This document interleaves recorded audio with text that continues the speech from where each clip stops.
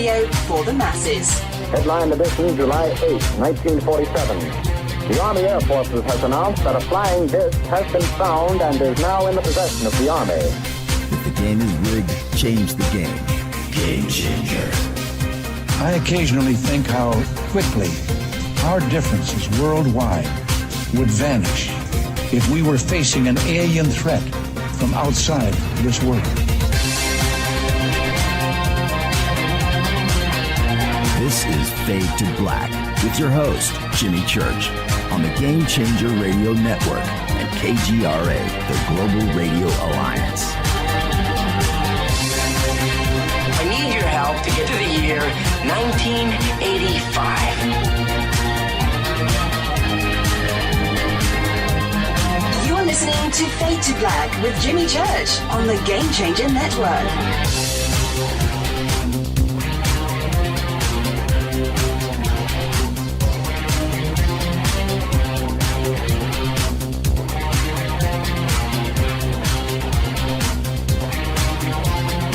Good evening, Fade to Black. Bespoke radio for the masses. Yeah. How you doing? How you doing? It's Monday, August 26, 2019. 237 days into the new year, just 128 days left. We are live from a bunker somewhere in the middle of beautiful downtown Burbank, California. And I would like to welcome everybody listening all around the world, all across the United States. Hither and thither, to and fro, back and forth, up and down, east and west, north and south, far and near. This is Fade to Black for KJCR, the Game Changer Network, and KGRA, the Planet. I'm your host, Jimmy Church. What is cracking, everybody? How you doing? How you doing? We had an amazing weekend. Yes, Frankie, I got the hear no evil, see no evil, speak no evil, I think is the last one, right? I got him, Frankie. Amazing. I'll show him everybody to the camera. Okay? All right, I'll take care of that here in just a minute. Welcome, everybody. What an amazing week we have got coming up here on Fade to Black. That's right. We're calling it Amazing Women Week. Yeah. We should do an Amazing Women Month. That's what we should do. We should just do the whole month. That's what we should do. Yeah. Thinking about it. Tonight. Very special guest, Geraldine Orozco, is here. Geraldine is an intuitive DNA reprogrammer and ascension coach. 2013, Geraldine experienced a vivid abduction from a possible extraterrestrial being or beings through her bedroom window. We're going to be talking about all of that tonight. She was taken aboard a ship and was introduced to her 8 hybrid children. The next morning, she encounters a hypersensitivity to the human electromagnetic field. This discovery initiates a journey for her to find the truth about what happened. She has appeared on many radio programs and several conferences, and recently she's featured in the new film Extraordinary, The Seeding, which is set for worldwide release next week on September 3rd. And I would like to welcome for the first time to Fade to Black, Geraldine Orozco. Geraldine, good evening. How are you? Hi, Jimmy. Thank you so much for having me. It's such an honor to be here. Oh, the honor is all ours, Geraldine. Trust me on that. But before we get started, you get the first-time guest disclaimer. All right. Are you ready? I'm ready. Okay. It's just you and I sitting on my couch, Geraldine, having a conversation. Having a conversation as friends. And where that conversation starts, it starts. Where it ends, but we're going to end as friends. There you go. You ready to go? I am ready. Now, we have met a few times in the past, but this weekend we had a chance to hang out with you at Steve Neal's art show out there in Ventura. Very cool. And speaking with you, I asked you a couple of direct questions, which I'm going to ask again tonight, obviously, on the show. But looking at you and your demeanor, your face, and the way that you handle yourself, I was immediately forced into asking this question, only because of your appearance and the way that you carry yourself. I was like, what did you do before this? Right? Because you carry yourself as a professional is what I'm getting at, right? And you look like you could be in any career, anywhere. And I wanted to know what it was that you did before that. If you don't mind, can we actually start there? Absolutely. And thank you for asking, because I think it kind of plays a big role in understanding, my story and this experience. I mean, really, yes. Jimmy, before I got into any of this, I mean, I was an event planner. I had a high-end event planning company that I started literally out of my garage in my home here in the San Francisco Bay Area. And when I was in telecom prior to that, and when I was getting basically my position was getting, outsourced to China. I saw the incredible opportunity in Chinese import-export, and I decided to import a lot of beautiful event planning supplies. And I started my business from one day to the next, and that's what I was doing for 10 years, and we became very successful. It was a very hard road, but alongside of that, I mean, I've always been very interested in meditation, so I also started Bay Area Meditation, which I taught out of my office here in Fremont. I held meditation groups, and I was teaching corporate meditation to companies all over here in the Bay Area, companies like Facebook, Google, Oracle. We work with Square, all these companies here in the Bay Area that we're teaching meditation to. So I was doing that for 10 years prior to all of this, and in between my transition into working full time in what I do now. So kind of a completely different world, all having to do with event planning, high-end weddings, baby's first birthday, you name it. Okay. And I find that interesting to the point where I don't want to get off of that. And so we'll circle back. So let's pin that to the wall. But now let's back up 10 years before you started your event planning business. And growing up, had you any experiences? Were you an experience? Did you have crazy parents? Did you have any idea what you were getting yourself into?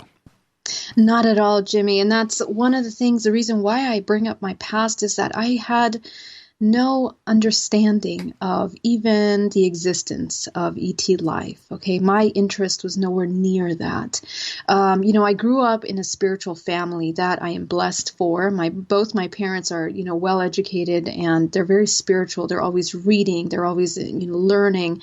And we grew up in a family where we were always asking questions, looking at different religions. My parents always taking us to a Buddhist church or a Hindu ceremony to kind of become really aware of the world around us and culture and religion and art.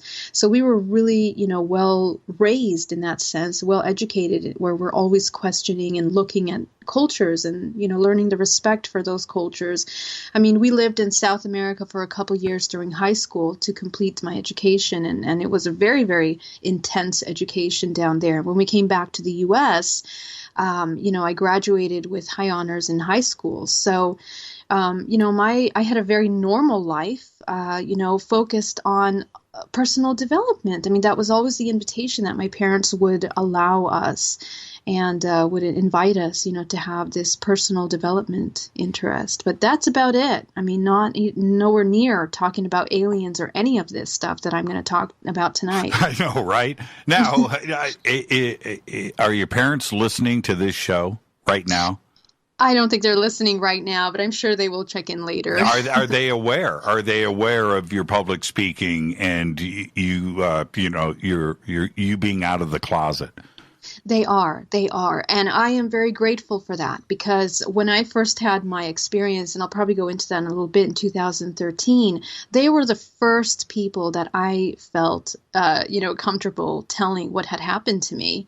And of course, at the time, of course, I have no idea what I'm telling them, but I'm telling them my abduction experience, and it was emotional, and it was, just I was blown away by it. And, they're very supportive and loving. So they're like, oh, honey, that's so nice. Oh, how cute. That's wonderful. Just very supportive, because my first experience was not anything that was traumatic per se. My first conscious experience, I should say, conscious, meaning that I was fully aware of what was occurring to me, being taken out of the room, the whole experience that I'm going to share with you in a minute.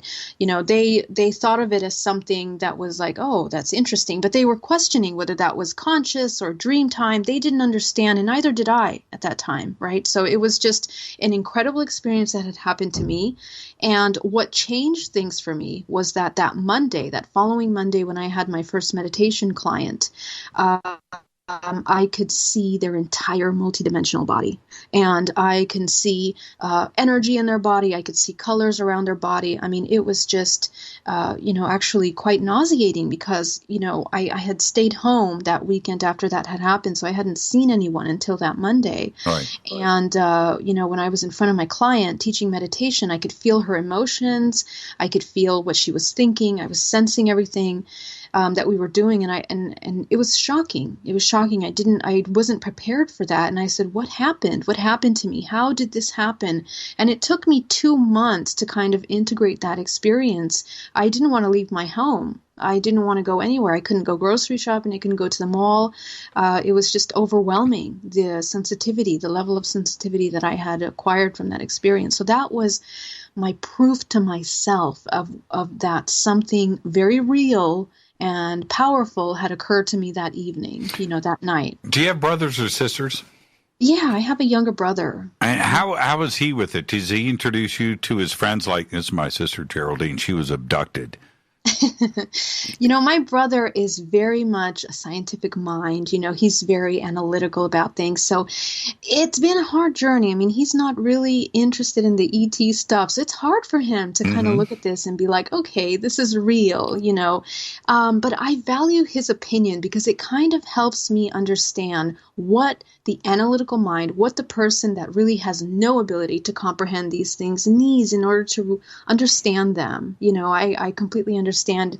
And there are parts of my family also, people in my family that have a hard time accepting this, Well, they don't understand. They, everybody, including myself, my family, I've got a couple of brothers that kind of get it. Right, they kind of get it, but I have parents and adopted parents, and just things and stuff. They don't, they know what I do. They don't understand it. They don't, they're just in another place, and I can't force it, and neither can anybody else, right? You can't force it.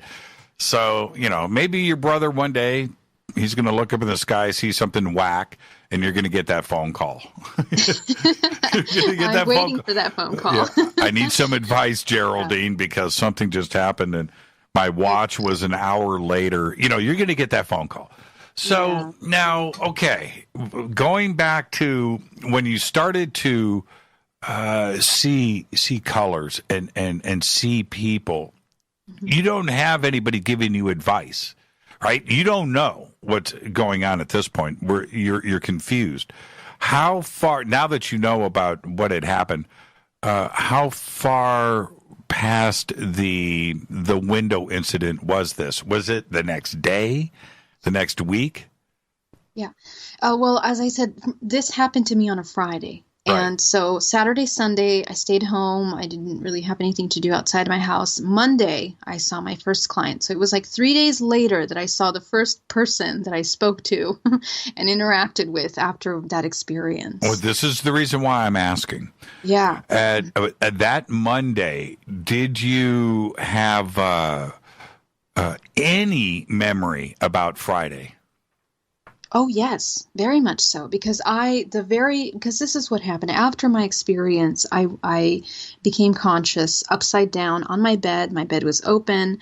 I was laying upside down on the end of the bed. That never happens, first of all. Second of all, I was dizzy, throughout it, a little bit kind of just out of sorts, and the body feels sore.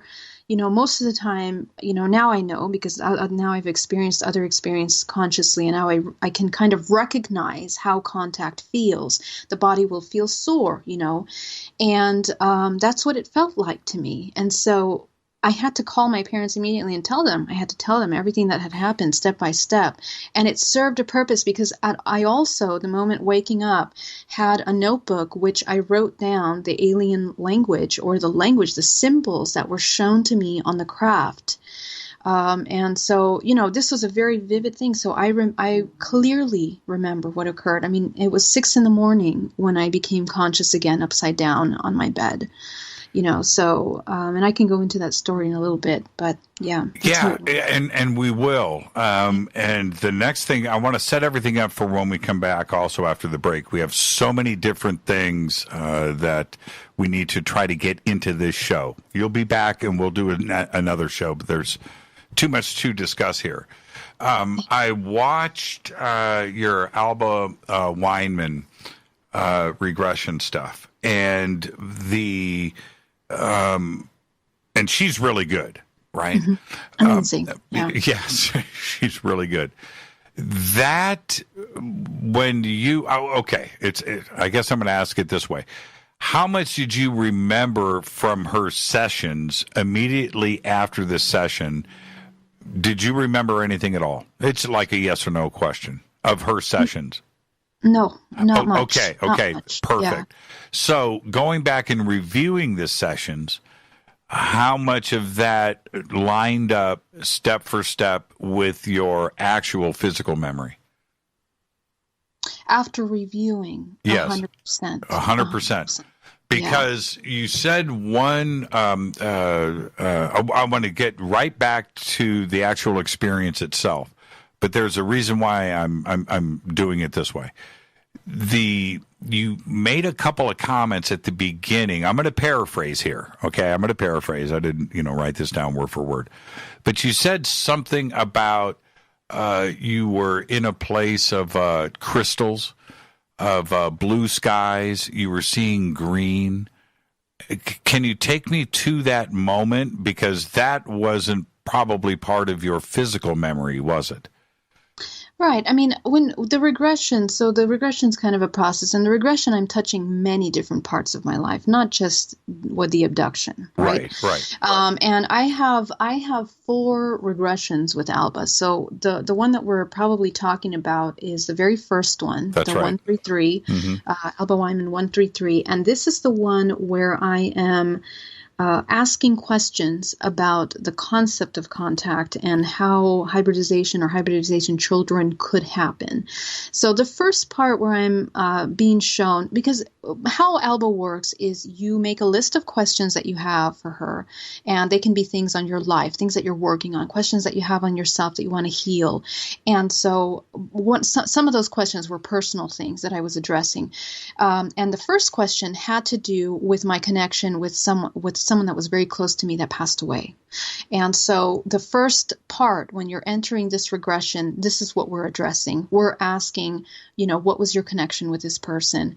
And that's where it took us to that waterfall with crystals. And my connection with that person was a past life with them where, he had attacked my younger brother and I was terrified for my life and he was very aggressive. So these are the things that happen. I mean, when we're talking about regression, we're talking about accessing parts of consciousness, that are creating experiences. These are experiences that we're connecting to.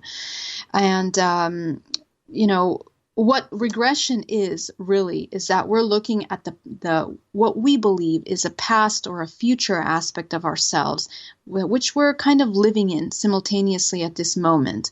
So those are memory imprints of past experiences that I have believed to have experienced with this person that we were inquiring about. So that's maybe what you're talking about, that first part. But this regression goes into other parts where I was brought in to a past life where I was with Jesus, and then that takes me to a connection that I had with some being that was called Nephilim. And from there opens up this entire array of information regarding DNA lineages, original bloodlines that come into the earth and seed life on this planet. And I'm being shown a map of all of these different places in the movement of information and how these lineages are kind of developed and spread around the planet Earth. So what was interesting about this regression, Jimmy, is that, before this, I had never heard the word Nephilim. I didn't know what it was. I didn't know who they were, anything around them. So when the information came in through here and we're kind of reviewing all of this, later, after the fact, doing my personal research to comprehend what I had just spoken about, because I'm thinking I'm speaking crazy here, the links and the information that was provided was incredibly accurate in terms of the timeline and some historical information that I was able to research and kind of document from that regression. So that was the thing that blew my mind, blew my mind completely. And what was the date of the initial contact on that Friday? What year? I think it was 2013 on an October. That was October 2013, yeah. And which obviously that and the things that followed eventually led you to Alba for the regression therapy. When did the sessions, the first session with Alba happen? That was, I think, July of 2017 was my first regression with her, and then my second one was November, I believe. Yeah. Okay. Yeah. Between, this is for the audience. Now, between October of 2013 and November of 17, was there continuous contact? There was no contact in between. Contact not conscious, like my first initial contact. So during that time, I had gotten into a relationship that was becoming very serious. Right. And, we were thinking about settling down, having children. And during those years, what had been happening to me is that I was becoming pregnant and having miscarriages. And I didn't understand why I was having the miscarriages, and at times, because I work so much, my past relationship, I'm going to get a little intimate here. We really didn't have the ability to be intimate with each other many times. And sometimes I would become pregnant even when we weren't together. Okay. So this is the thing. And so those things would happen. And at the time, I had no idea what the hybridization program was. Okay, let me ask the question that is on everybody's mind, right? Sure. When you say that, obviously your relationship gets strained because somebody, in a normal situation, the normal question, somebody's fooling around. Right? I mean, you have that because that's what he's going to say. Right. Right. Well, Well, we had a very trusting relationship from that perspective. So the question was, what's happening? And when I went to the doctor said, oh, well, you're probably stressed and you probably want to have children so much that your hormones kind of, create this false pregnancy. And, and it was just a very stressing time because on the other side of it, when I would get pregnant, we would be very happy and we'd be like, oh, this is wonderful.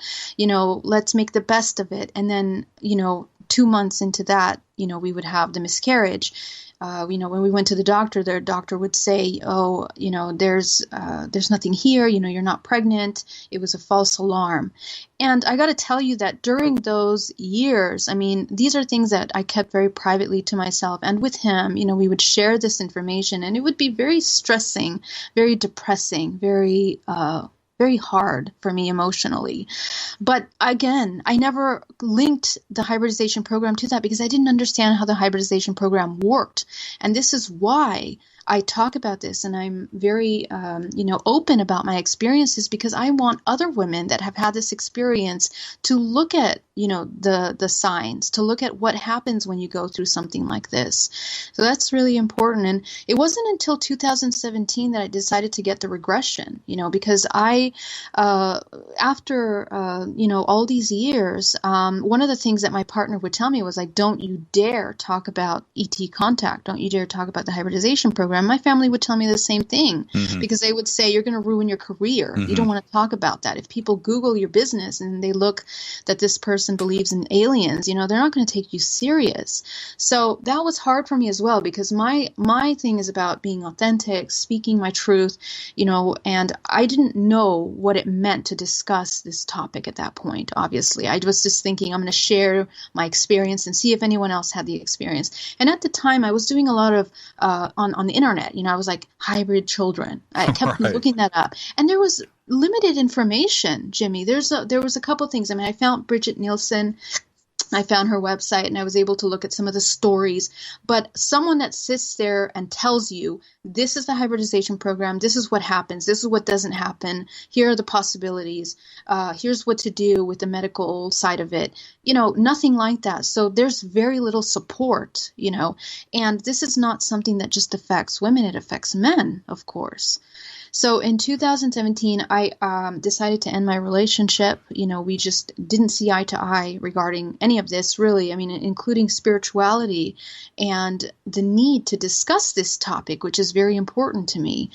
And so we parted ways, and all of a sudden, my mother was the one that actually sent a video of a regression where someone had been talking about contact on Alba's, website on her channel. And so I was fascinated. I was like, wow, I really need that regression. And I said, wow, so regression could be a way for me to access the memories of what had happened. And I contacted, Alba. I set up an appointment. I actually got one. It's very hard to get an appointment with Alba. Yes, it is. Yes, it is. As you know, Jimmy. Yeah. Yes. So it was kind of like, I guess, in some way, fate or meant to be. And I ended up on her on her couch, you could say. I flew all the way to Kansas, Ohio, around there. And we had our first session. And it was just amazing. It was amazing. And she clarified my answer that I had the contact experience. For me, Jimmy, I want to be clear. What I work on, and one of the most important things for me, is that I had been working really hard throughout these years to kind of destroy and question myself and all the programs that limit me from understanding the difference between what is reality and illusion, okay? And I was doing that because I really wanted to check myself. I wanted to know, why I had experienced such a thing. I wanted to understand emotionally what I was going through. I wanted to organize my emotions really clearly, and any kinds of thoughts and feelings that were false, I wanted to get rid of so I could be 100% authentic. And that really led me to kind of a soul search and try to find these answers on a deeper level. So I had been meditating up to 4 hours a day, trying to, work on myself, find that inner connection to answer these questions. And when I went to Alba, I was really at a place where I was like, here are my questions. I want to understand what's happening. I don't watch TV. I leave a really healthy lifestyle. I don't watch movies. I try to keep my mind really clean and clear from any kind of distraction so I can kind of be a clear channel to what I was going to receive at that point. So that's something that's really important. I was not, I didn't want to watch any sci-fi movies or anything because I understand psychology. I understand consciousness. I mean, when we put ourselves out in front of a television or listening to music, we're receiving these kinds of, vibrational frequencies that are imprinting in our subconscious mind and shifting how we look and experience things. And they can take you very easily away from what's real, what's your true experience. Well, that's certainly true, and we'll discuss more of that right after the break. And we do need to be careful. It's because of what you just went through, and now you're questioning yourself. You need to be clean and pure at that point. You don't want to screw anything else up as well. It's a two-way street. This is Fade to Black. Our guest tonight. Hold on for a second. I am going to back up. Okay. Sorry about that. I was distracted with the text. Geraldine Orozco is with us. Now, I know everybody wants to know what happened on that Friday night. We'll start right there after this short break. Stay with us.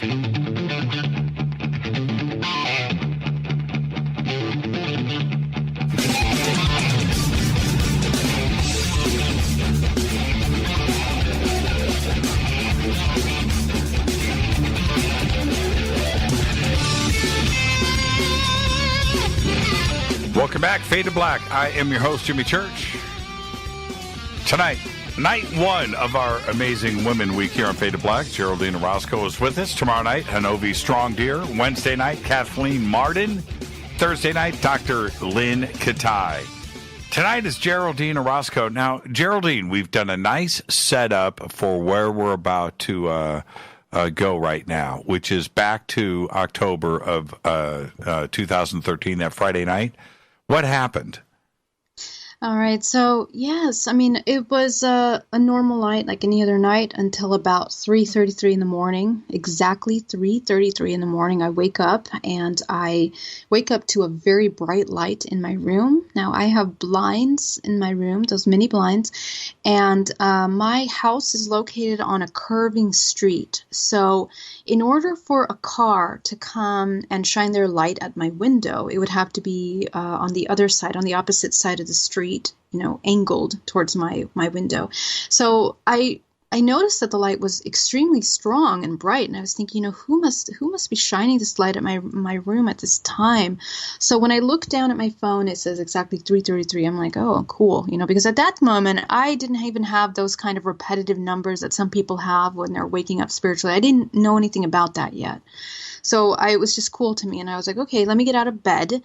After a few minutes, I waited. I sat up on my bed. I waited, and I was like, when is it going to turn off? It never turned off. So I got out of bed. I went to my window. And as I'm looking through the blinds, the light gets brighter. And it gets so bright that it hurts my eyes to see it. It's almost as if you're looking at a really bright light bulb or at the sun, basically. And it is pure white light. Okay.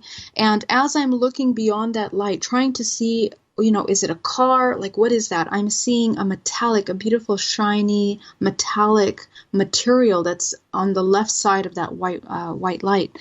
And my house is, my bedroom is actually located right over my garage on the second floor. So, as I'm looking down, I'm looking at this craft, this gigantic light, and silver edges on the two sides, to the left and to the right. And out of this bright light, all of a sudden I become absolutely paralyzed. I can't move. All I can move is my pupils, and I am taken out of my bedroom window. I'm taken through the window to the other side. And when I get to the other side, there are these tall 6 shadows that are approaching from, they get from small to big, they enlarge, they come closer to me. And as they get closer to me, I'm clearly seeing their faces, and I'm horrified because these are about 6 foot tall grays. There are 6 of them that are 10 feet tall. So they're huge, and they have these gigantic eyes. And, I'm looking at their eyes, these black, gigantic eyes that, traditionally we see these grays that we call them. And the bright light is basically, one of them approaches closer to me, and I'm horrified. I don't know what to do at that point. But as he comes close to me, he waves his hand and basically says, calm, telepathically. In my mind, I hear calm. And my body stops shaking. It stops feeling terror, and I get brought into the craft with them. And this is very vivid because I can see the craft, I can see the entrance of the craft, I can see the ridges on the floor, I can see, like the metallic, almost like, how can I describe it? Like a railing that is on the floor, and then on the back of it, when I'm entering the craft, I'm seeing like these little bars and everything in great detail. And I'm being brought in. And as I'm being brought into to the left of this craft, all of a sudden he lifts his hand and waves it, and everything around me completely changes. And I am now in this green, grassy space with a blue sky, and there are these gigantic, beautiful, modern, obtuse buildings. And as I'm being brought into this, it's basically what it looks like is a holographic projection, because the green grass looks fake, and it also looks like it's pixelated. I'm looking at pixelated grass, and it just doesn't seem real. It looks like plastic. And I'm looking at the sky. The sky is, fake blue, clearly. And as I'm being brought into this building, I'm left alone somehow, almost as if I'm hovering, it feels, because I can't quite connect with my body at that point. I can't feel whether I'm walking or not. Let me jump in. I actually wanted to ask you that. Yeah. When you approached the craft, were you walking away from your house? Did you walk into the craft? Were you following them? I mean, not voluntarily. Well, maybe voluntarily, but were you walking? No, that's the thing. Like I'd gone through this in my mind, trying to trace whether I felt myself actually stepping on things, and no, Right. It's as if you are being like they're gliding you Right. into the craft. You can't feel your body at that point. I mean, I'm completely paralyzed. I can't move anything. So, I don't have any like response coming from my legs or my arms. But as I'm in this case being brought into this building, I'm seeing something that looks like a table. This is a holographic projection. Again, I'm clear that it is, but it's such an exquisitely made holographic projection that it does look real, right? And beyond that, I'm seeing something that looks like a little Japanese garden behind this obtuse building that they brought me into. Very modern, very minimalistic. So as I turn around from there, and at this point I can recall that I was walking. I'm turning around. I'm moving my feet to turn around because they have left. They left me inside of this building. What I see is a tall gray and another shadow of a woman. And as they're walking in front of me, I'm looking, and it's my aunt. And she has her hair. She has this really thick hair and bangs, and she's in her pajamas that I know that she wears. And she's there in front of me, and they're walking with her into, right in front of me, in front of this building. Is your aunt alive? Yes. Okay, yes. That's interesting. Okay, continue. Yes. Trust me, we're going to get into this because what you'll find out is that my entire family are actually contactees, and we, through my experience, we have all kind of come out with these things. They've all had regressions at this point. So she's walking in front of me, and I get scared because I'm like, my stomach goes into a knot, and I'm like, what is she doing here? And I'm seeing the gray go in front of me, and immediately everything changes again. Everything is gone in front of me, and now I'm inside of the craft again, and I can see the craft. It's like this metallic material that it looks actually translucent because I can see through to what looks like stars on the other side. It's as if I'm in space now. Okay.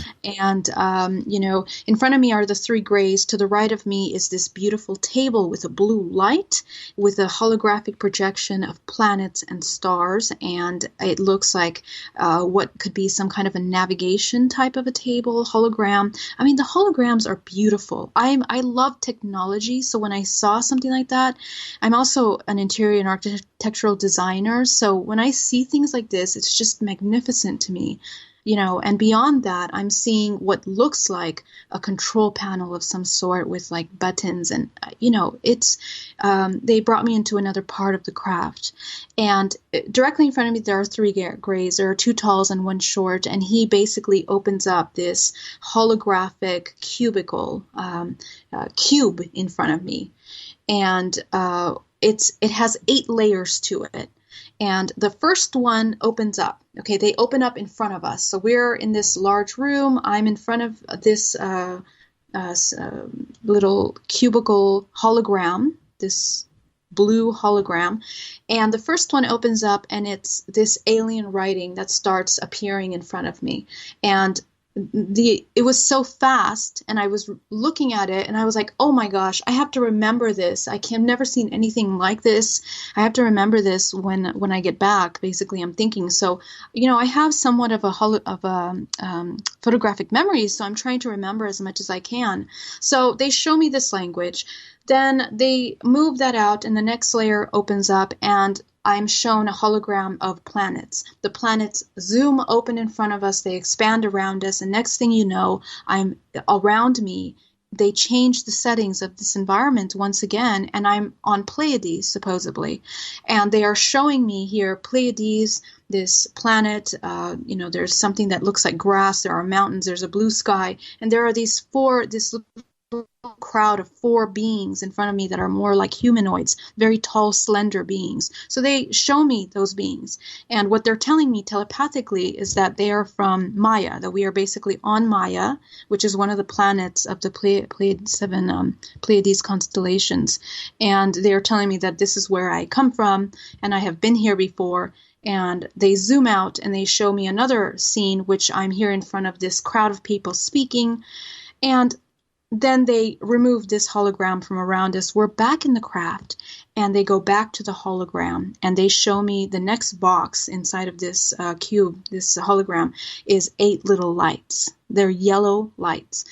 They zoom the yellow lights in front of me, and 4 of those lights start to expand in front of me, and one of them is a child. It is a beautiful blonde, very slender, thin child with these magnificent blue eyes, and really soft, curly hair that seems like, very thinning kind of hair.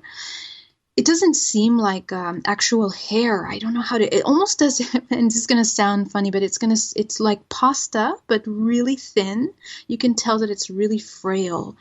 And so this child shows up in front of me, and immediately when I make eye contact with the child, I recognize this child as my own.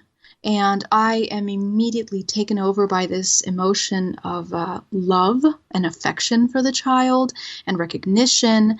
And I'm like, that's my child. And I'm this maternal instinct comes in where I want to give it love. And I'm like, where did this child come from? And the telepathic connection that I'm having with the child is basically him recognizing me. But when I say me, what I'm getting flashes in my mind is myself, my entire human life, and flashes of other aspects of myself that are beyond that life. Was this holographic image? Are you suggesting that it was in real time, that this child could see you as well? Mm-hmm. Yes, he could see me. The child has now become, I guess, what we would think as a real being in front of me. Yeah, almost like FaceTime. And I'm not being cavalier here, right? I mean, this was a direct communication. It's direct. I mean, he is in front of me. The child has materialized in front of me in the flesh. Oh. Okay? So from hologram to flesh is Got you. Okay. So that was the interesting thing about it. And how I know that is because the warmth of the body, and it was not translucent like the other holograms. Like some of the other holograms were slightly translucent, but this was not. This was a child in the flesh in front of me. And when you're close to someone, you can feel their energy. So I can feel this child, and the child can feel me. And anyway, I'm introduced to 4 of these children. One of them was an older reptilian type of, and when I say hybridization is the combination of species. So this is a human mixed with another species. Okay, so this child looks humanoid, but he also looks gray in a sense where the shape of his head is enlarged, his eyes are enlarged, his body is frail, it looks very angular, bony. The reptilian one has these reptilian eyes that also look like they're mixed with human, and he has almost something that looks like a scaly material on his face, and like some kind of horn that are like protruding from his head through his hair. So, the feelings are mixed, Jimmy, because I'm looking at these children and they look half human and they're supposed to be mine. And at that point, my thought is not, it doesn't even occur to me, how did they come to be? It's just, wow, they're so beautiful and I know they're mine. And this emotion comes up, like, how come I didn't know about them? How is it that they're existing without me, without their mother? How can they do this? You don't even know. We know baby reptilians are always cute. So, but let me back up for a second. You kind of, so the gold balls of light. It's the same process, right? So the first child materializes. The second one was one of those gold dots as well, right? That materialized, went through the same process and appeared. Okay, and number three. Number three is a beautiful girl. She's blonde hair. She has these blue eyes, and she basically has a human eye, but the pupil is like a cat eye. So that means that the pupil will move sideways and it will change. You know how it contracts and with the light? Sure. The pupil does that.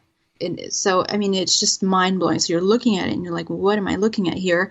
But, she's very beautiful in a sense where her face has gigantic eyes, very small, delicate features, very frail, thin skin, hair, which is also thin. Let me jump in again. I got to do this. For clarification. Okay, so you said she was a girl. So the first two were little boys. Yeah. Okay, yeah. Got you. Yeah, and let me kind of give you an idea of the ages, just so you understand the timeline, because I'm going to go into more of this also as we go through my experience through my life, because this first child was probably around, I'm going to say 8 years old. The second one was probably in his 20s. He was much older. He was taller.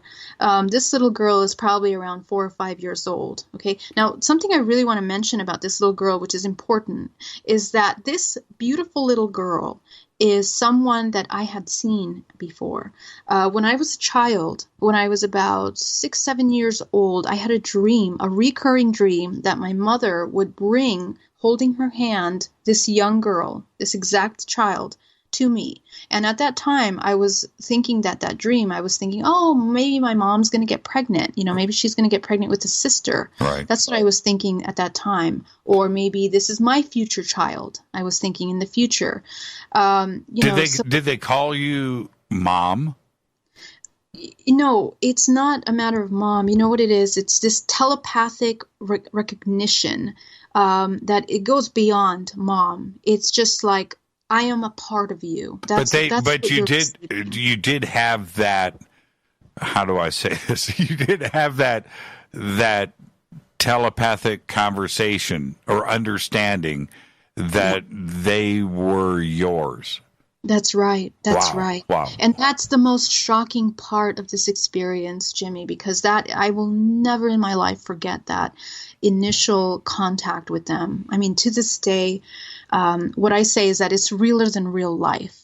This experience, I can't remember what I did last week, but I sure as hell can remember every detail of this. I bet you can. Okay. Number 4. Yeah.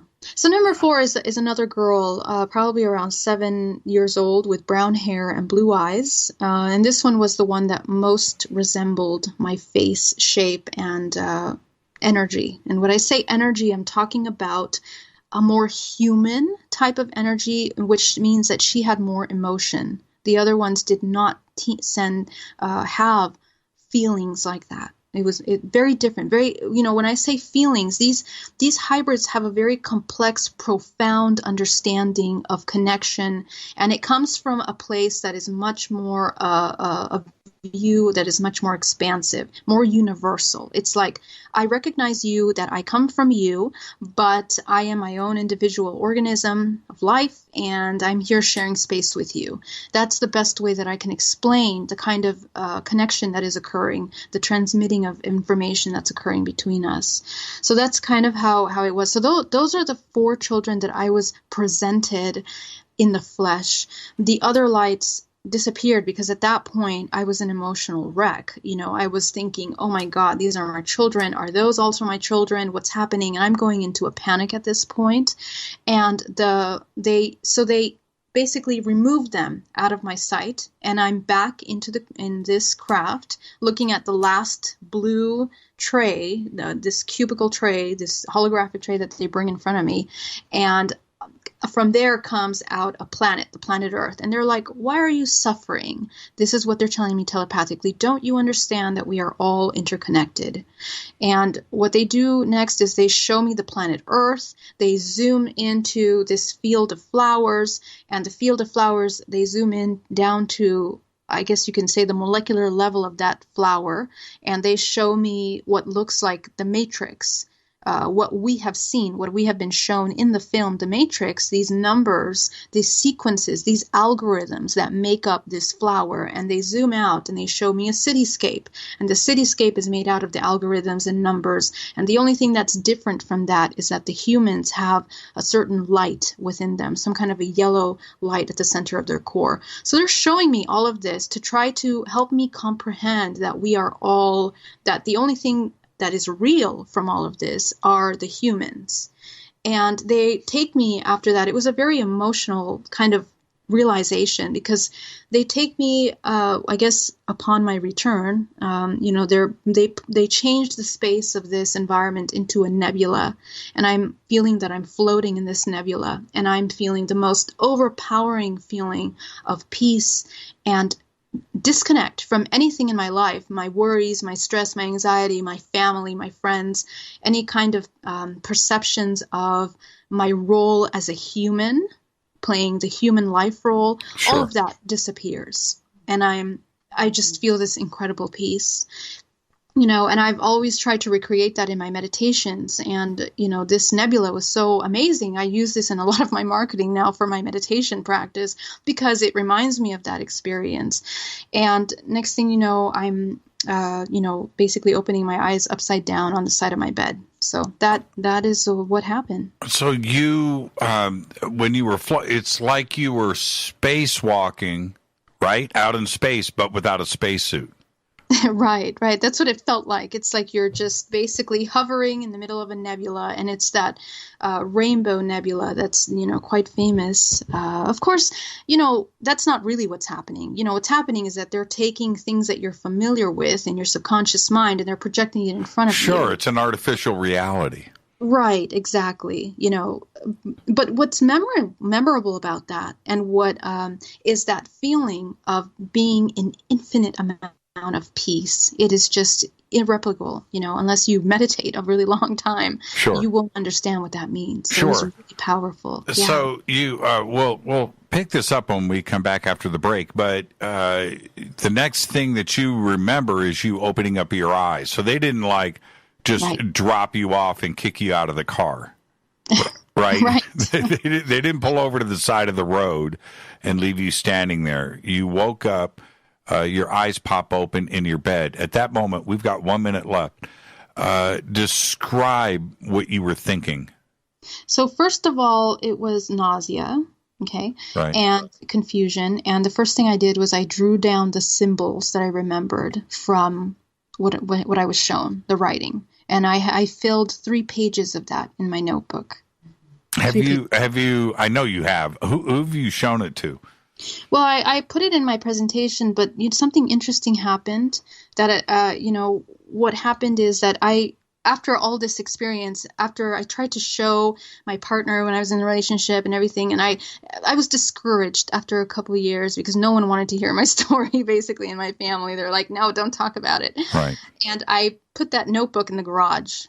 And next thing you know, when I went back to that in 2018 to make a presentation for a conference that I had been asked to speak to, the pages were ripped out of the notebook. Shut up. No, I don't even know how to explain that. But, I cried because I was like, what happened? I was like, because, I had moved, but who's going to remember that book even had those things, And so I don't even know how to explain that, but I recreated as much as I can remember, because again, like I'm telling you, that experience is realer than real life, So everything in detail, I still remember, and I was able to recreate some of that, which I do put in my presentation. I have shown some people that translate light language, supposedly, and what I have found out in my own regression is that this is basically telling me all of the things that I was going to be privy to in the regression with Alba, that July in 2017. Let's take our break right here. Our guest tonight, Geraldine Orozco. Night 1 of our Amazing Women Week right here on Fade to Black. Tomorrow night, Hanovi Strong Deer. Wednesday night, Kathleen Martin. Thursday night, Dr. Lynn Katai. We'll be right back after this short break. Stay with us.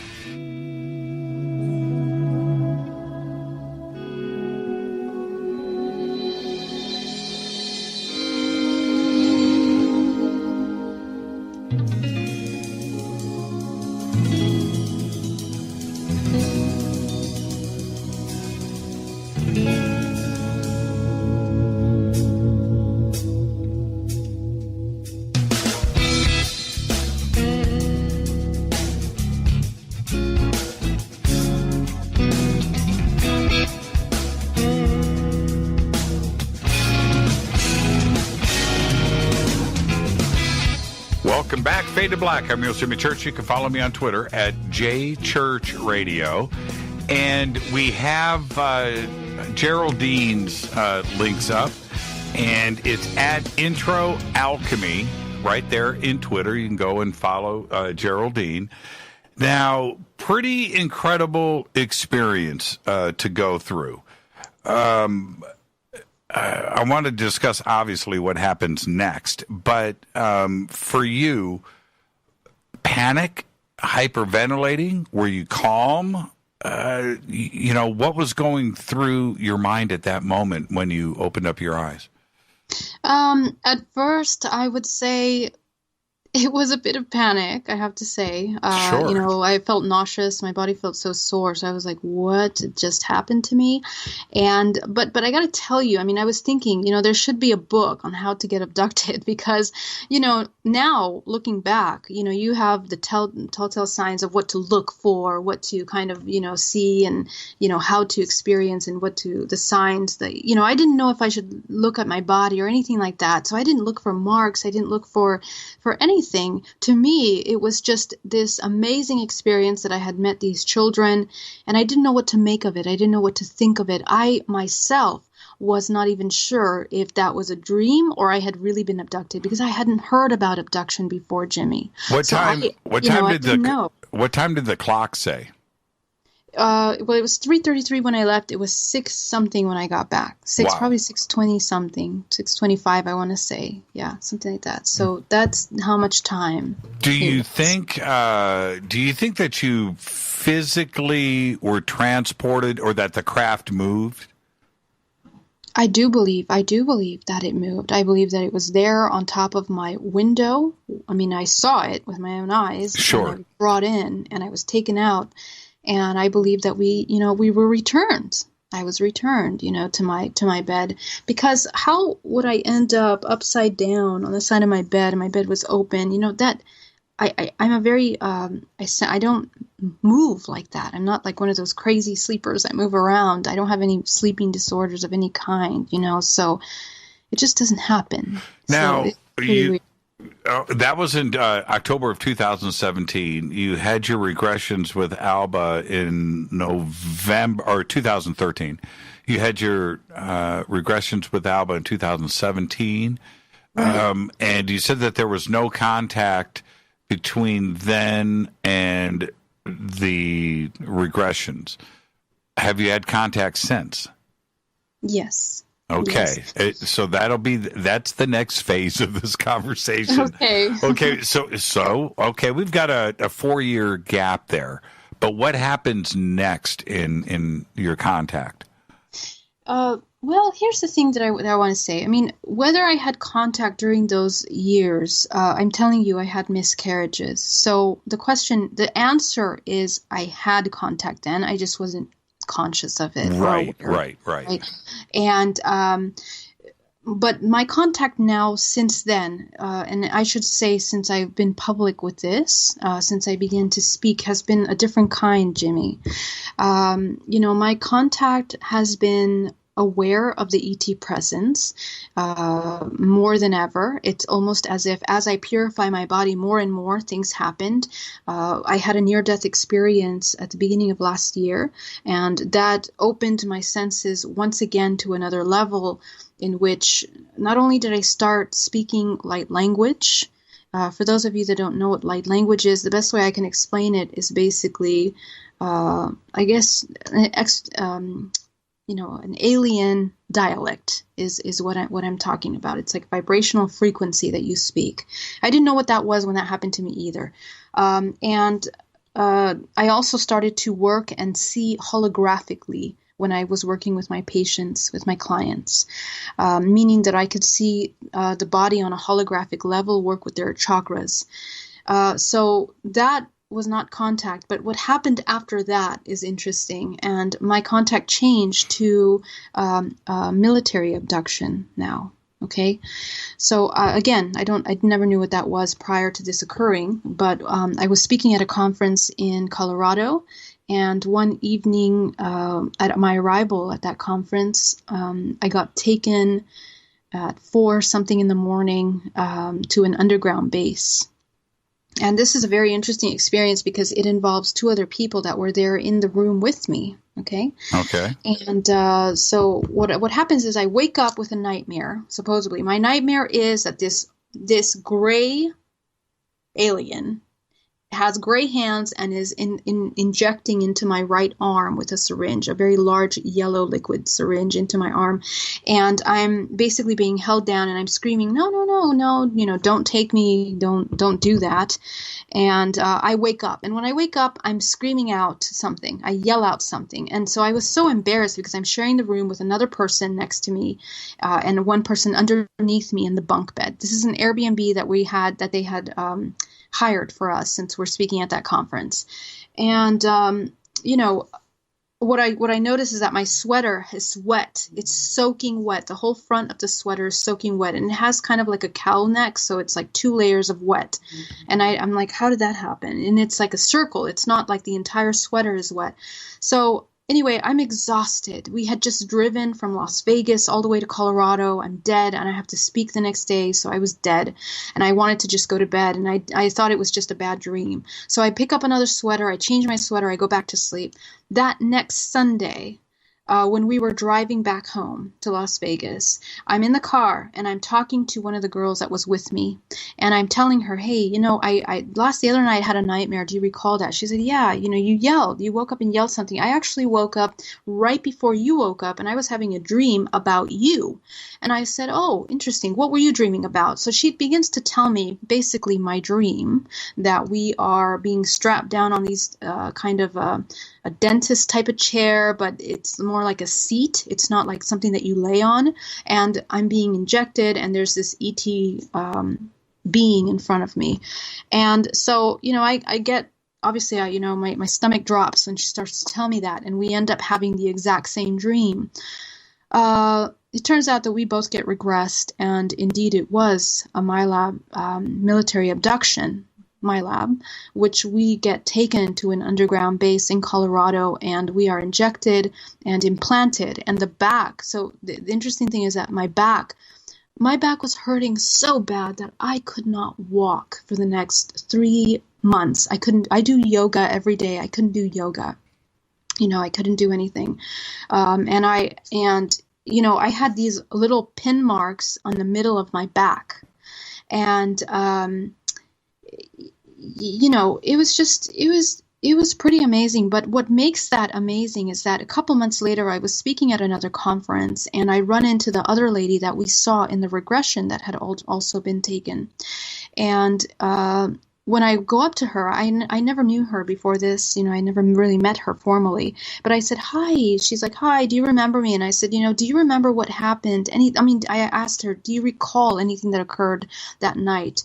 And she's like, oh, yes. Are you white van? She says to me, do you recall that white van? And at that moment, I had a chill send down my spine because what happened is that we had been taken out of the Airbnb. We had been put into a white van. We had been taken 15 minutes out into this open field in Colorado in the middle of nowhere. We were at UFO Highway. I don't know if some of you know where that is. It's in Moffett. It's by Moffett, Colorado.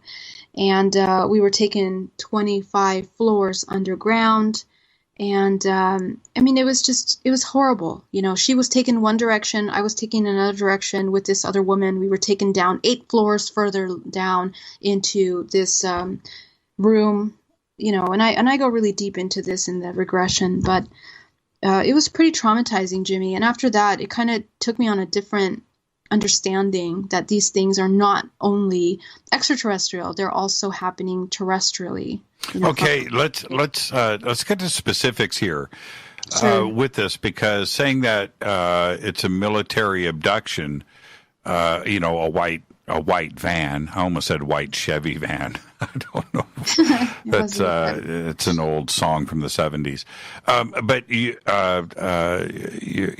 you're taken in a white van. Were there military personnel in uniform around you? You mentioned a gray doing the injection of the yellow with the syringe, but did you see military personnel around you? Yeah, thank you for bringing that up. Of course. So let me clarify. When we did the regression, it was military. The men that took us out of the room were wearing all black military clothing. They had military boots. They had no insignias or anything on their body. It was just black, completely black with hats. And they had these belts with things on them. I don't know what things they had on their belts, but they were like heavily something belts with stuff on it.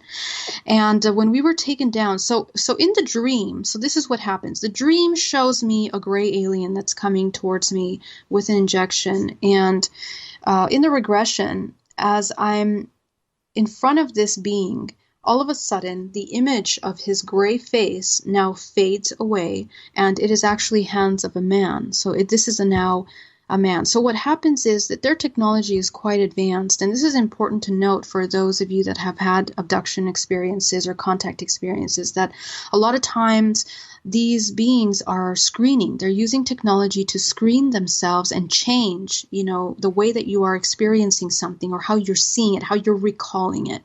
And so what they'll do is they'll put a screen image of something. In this case, they put it alien and a gray. And what it is really is that it's some kind of a doctor or a medical, personnel that's actually injecting me in that underground base. When we get taken down to that underground base, I'm undressed, completely naked. I'm washed down in something that looks like, one of those walk-in showers. I'm being put onto these, basically like a wheelchair, taken into the room next door. The room next door has a gigantic window in the back that's going into some kind of a control room on another side. It has a mirror. And this room has 4 different of these little chairs that are basically like, what do they look like? They look like stools, but they have a long back which attaches to the back with these, these clamps. It has clamps for the arms and it has clamps for the legs. So we're sat down on there with something that looks like it looks like one of those, hospital gowns, but they're very small and they're barely covering the body. So I'm naked, the other woman is naked, and she's sitting to my right. How did you know it was 25 floors down? Yeah, in the regression, the thing about me is that what I happen is that because I meditate a lot, that I work on my consciousness. So I really try to focus on having a photographic memory. And when I'm being taken down, we arrive when the elevator. So let me take you back. We're going in the field. The field opens up these 2 doors on the floor next to a power line, which is to the right of this entrance. We go into something that looks like a cage. That the best thing I can describe, one of those miners. You know how the miners, they have those cage elevators that will take you down. It's just like that. So that the van goes into this cage. It drops down. The lids or those doors close above us, and it's pitch dark. We're taken all the way down to this first area, and it was 25 floors that I'm seeing we're going down. And when we get to that landing area, one of the women get taken out to the left into this something that looks like a hospital with large hallways and lights. It literally looks like a hospital. I'm seeing little panels on the walls. I'm seeing their lights, the dim lights that are like typical of underground bases, underground, spaces. They're dim yellowish lights, and it's very musky. It's like, there's not a lot of air. And then we're taken, and another thing I want to note is that you can see the rock or ground, the wall. Half of the wall is ground, half of the wall is actually like, an actual wall, finished wall. And we get taken to the right to another elevator that takes us 8 floors further down. And when we get to the very last 8th floor there, they take us to the left, and it takes us down a long hallway. And this looks like a hospital. The doors have little windows on them with those little, not like bars, but that glass. I guess, I don't know if it's like bulletproof or something like that. It has those little lines on them. So I'm taken into this room where it's blue tile, blue yucky tile, and they have a drain in the middle, and they have these shower heads above, and they basically wash our body, and they take our clothes off, wash our body, and then they take us into the room next door. So when we're being placed on these little chairs, they're clamping our ankles and our hands and basically inserting into our body. So in any case, this experience was pretty traumatic. I mean, I had marks on my right arm from the injection, and I had the marks on my lower back. And in the regression, I go deep into looking. I'm very consciously aware of what's happening. Okay, so I'm seeing the screening removed in the regression. So now I see the man that's there. I see his medical clothing that he's wearing, and to the left, I'm seeing his assistants. I'm seeing them hold me down. I'm seeing the other girl, lady, being put down as well. She's completely unconscious, looking at me with her mouth open, basically saliva dripping from her mouth, and traumatic. Wow, it's quite traumatic. That's quite traumatic. I have to tell you, it was really hard. It was hard to kind of recover from that because I did not see that coming. Well, Moffett is in the middle of nowhere. It's way south of Denver, southwest of Colorado Springs, in the middle of absolute nothingness. Mm-hmm. This field. So, are you, in a general sense, are you guessing that it must have been close? Around it's not even a town. Moffett is, it's just a few houses. But it was in that general area? Yes, absolutely. And I have been doing a lot of research on this because I'm writing about this in my book, because this is, we're talking about an underground base. There are several underground bases there in that area. And one of the things that I saw in my regression is that this is actually taking place at the Biological Nuclear Defense Department. It's managed by the Biological Nuclear Defense Department. And so there are many bases underground underground bases in that space, and one of the largest underground bases is north of that place as well. And a lot of these are connected by tunnels. So this was in the middle of nowhere. There's no main entrance. We're talking about a door that opens up in the field that looks like an electrical door next to a power line. And you're basically being taken down there. And I have been spending tremendous amount of time with Google Earth trying to figure out, exactly where the hell they took me, because I know it was 15 minutes. It was a 15-minute car ride from where we were. We were staying at an Airbnb that was close to the mountain. They took us out in the middle of nowhere in a field. So, and this is next to UFO Watchtower. That's where we were, speaking. Right. Saguache County, yeah. So this is a whole different thing. But what I want to say is that the reason why they took me down there is to take another form of genetic material, which comes from the spine. Okay, so this was something that you can call a spinal tap, that they take information, and the pain that I experienced for the next 3 months from that experience was excruciating. I mean, I couldn't even bend over slightly. I felt like my back was going to crack in half. So what happens is that a little bit later after that, my aunt had a similar experience. Okay, so she's a contactee as well. She lives here in Livermore, and she had the same experience where she had the dream of being taken by these beings that are injecting something into her body and her back and her neck. Right. And next thing you know, it's 4 a.m. She's crawling to the toilet to release herself. And she ends up at the hospital in the next couple hours. She goes to the hospital. The doctors do every test possible. They think it's pneumonia. They give her 4 different kinds of antibiotics.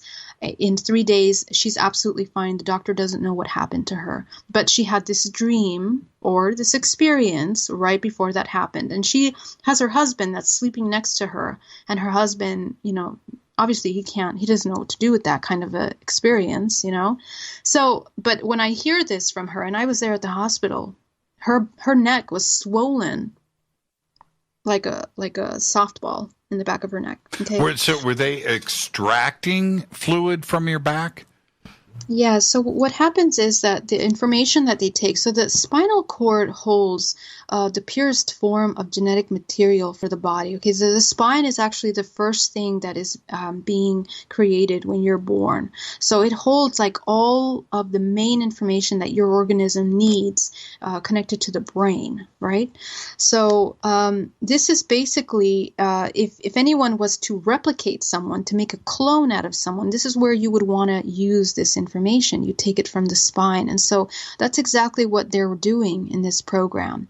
And of course, through regression, I was able to understand that because I identified the personnel that was in charge of the program and, what they're doing with that information. And, what it comes out to be is that they are also creating a hybrid program, but this is more like a cloning of human cloning kind of a program. What do you feel? I recognize a connection to what happened back in 2013. They knew who you were and where you were going to be. And was this like, how can I say this? Was this like a checkup, right?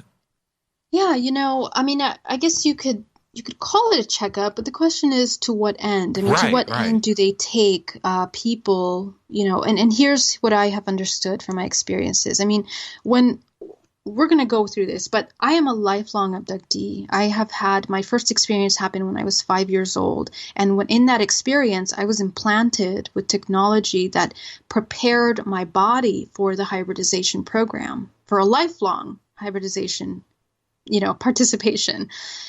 So I've had many abduction experiences at different ages, different stages of my life, which are those types of checkups.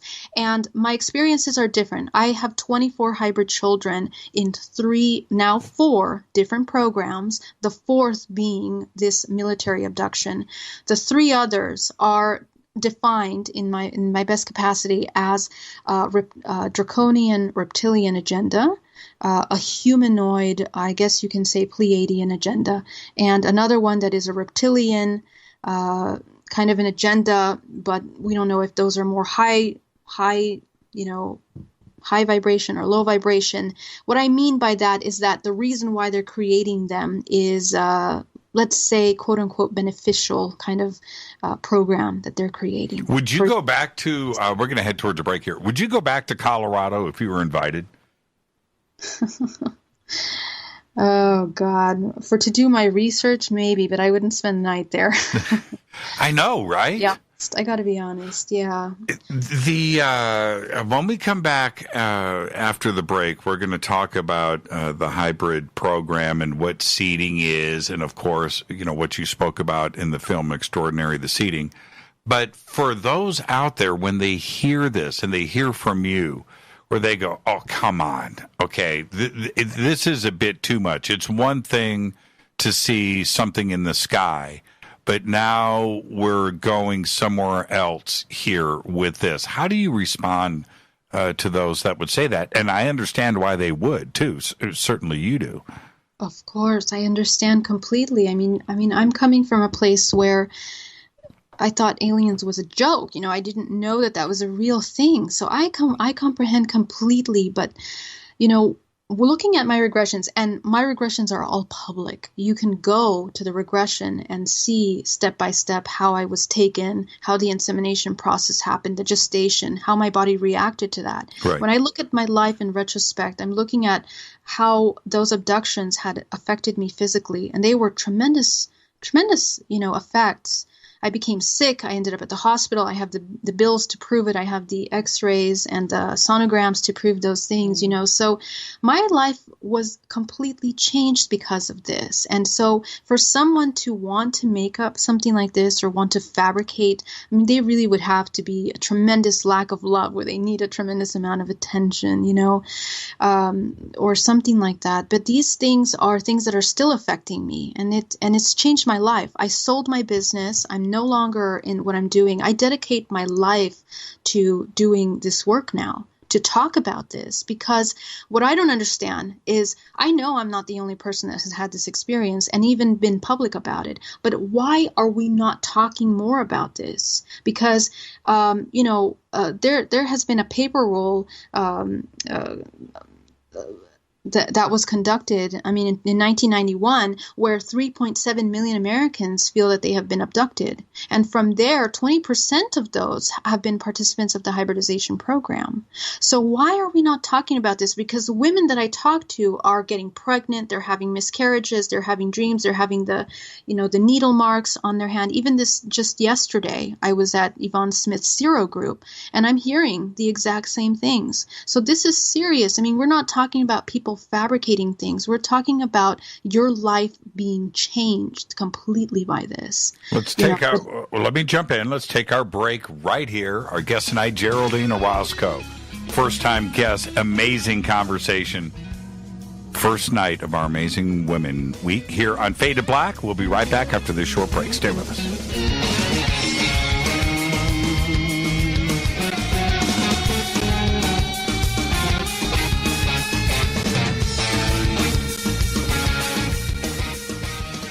Welcome back, Fade to Black. I am your host, Jimmy Church. Our guest tonight, Geraldine Orozco. An amazing, amazing conversation going on right now, and we're going to continue this. Geraldine, the new film Extraordinary the Seating gets released September 3rd, and having your story out there now, we're talking about a feature film, is something that needed to be done. Are you comfortable with the exposure you're about to receive? Yes, to be honest, I'm not sure what that means, actually. I've never had that kind of limelight or attention.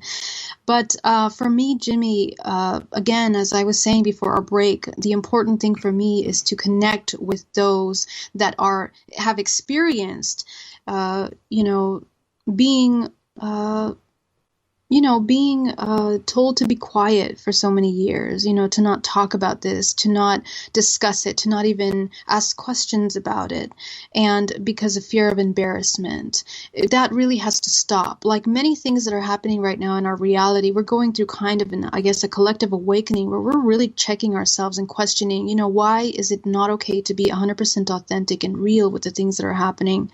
So for me, the women that are experiencing this are experiencing real things. They have the medical bills to prove it. They have the body marks and emotional trauma to prove what is occurring here. So it can't be that we're all experiencing some psychotic stasis, that's inexplicable. This has been happening for a very long time.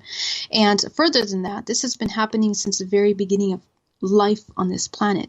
It's my understanding that we are a hybridized race, and this is what I have been shown through my awakening, my understanding, my research.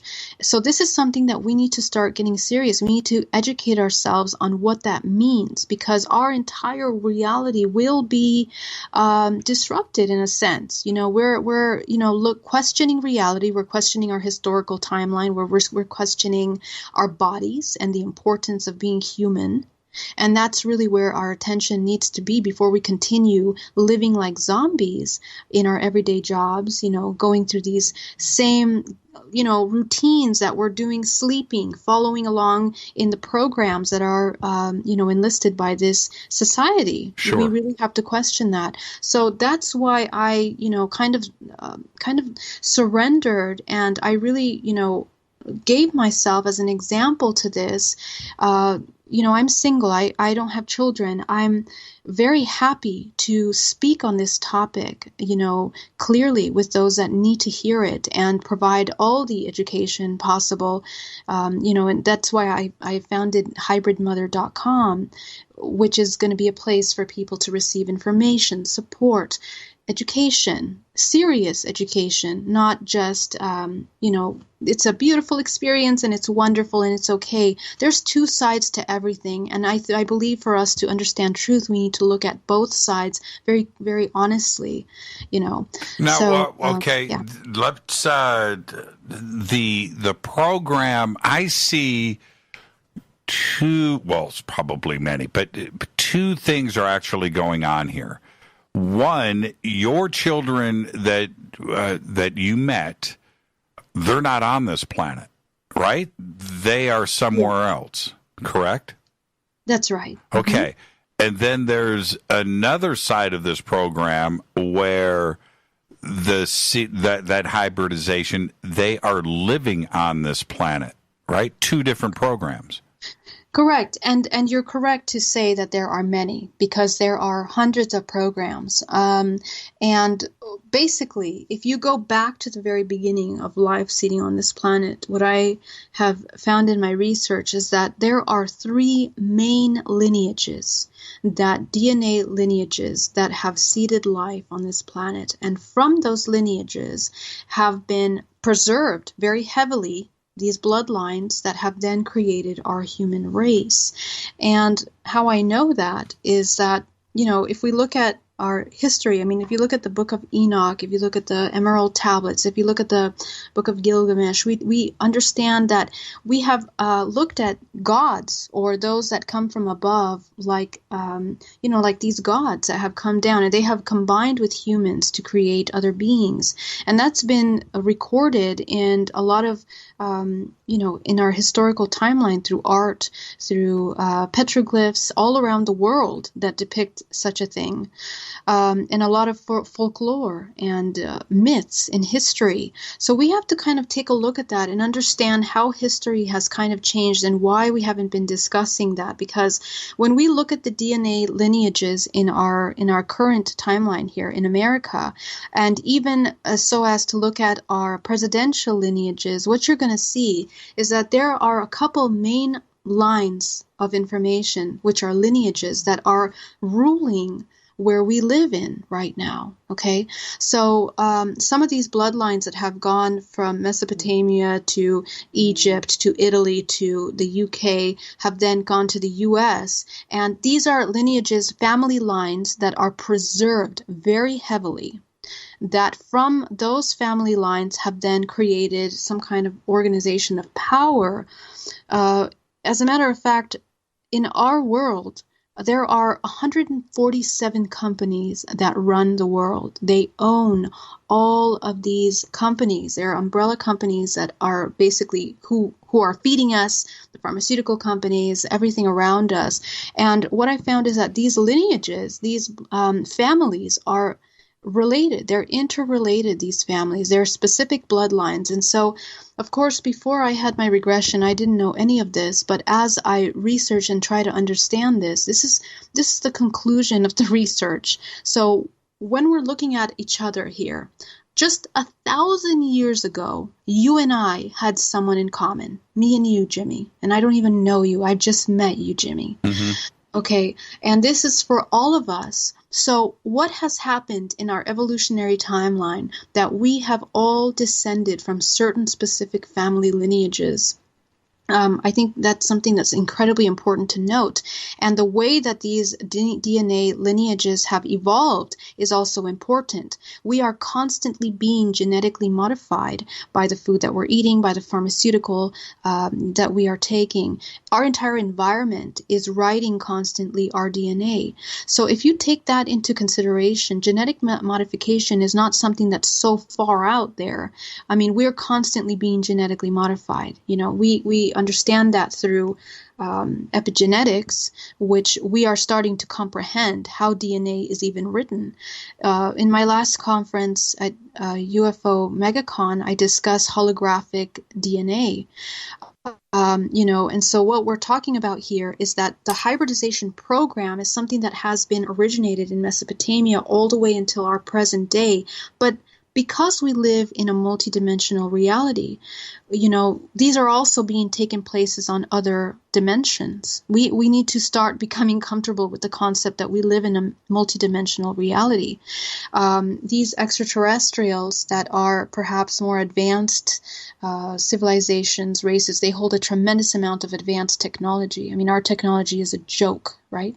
Right. So these beings that come, they take genetic material from humans, which again is a genetically modified race with certain information. What does that mean? DNA holds tremendous, massive amounts of information. Here in Silicon Valley, they are using DNA as an example, and they are trying to utilize, they're learning how to program into DNA through frequency, through sound, through algorithms, through computer systems to store massive amount of information. So we are a massive storage system, and depending on how we are modified, we can be changed, we can be added, our entire body can be changed, our consciousness, what we are experiencing can be altered, just as in these abduction experiences where they screen things and they make you believe that you're experiencing one thing when in reality you're experiencing something else. So that right there kind of shows you the kind of technology that these beings have. In one of my regressions, I'm taken aboard a hybridization craft. Which means the entire craft is like a hybridization ship, which is focused purely on the hybrid program. And this is as a child, I'm being brought into this room with other children, and they are being inserted with implants by the dozen. So they are being implanted by a mechanical arm, and they are being piled up. Literally on one side.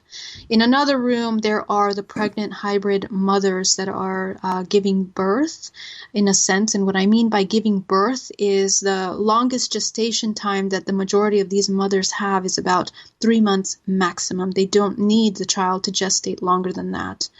I haven't heard of anyone longer than that. But they removed the fetus. Same thing with you. This was your experience. That was my experience. That was the longest time that I've had, the gestation process. I was pregnant for that long amount of time. And in the film, you will see those experiences very clearly as well. But what they do is they remove the fetus and they put them into these incubation tanks, which are these spherical tanks.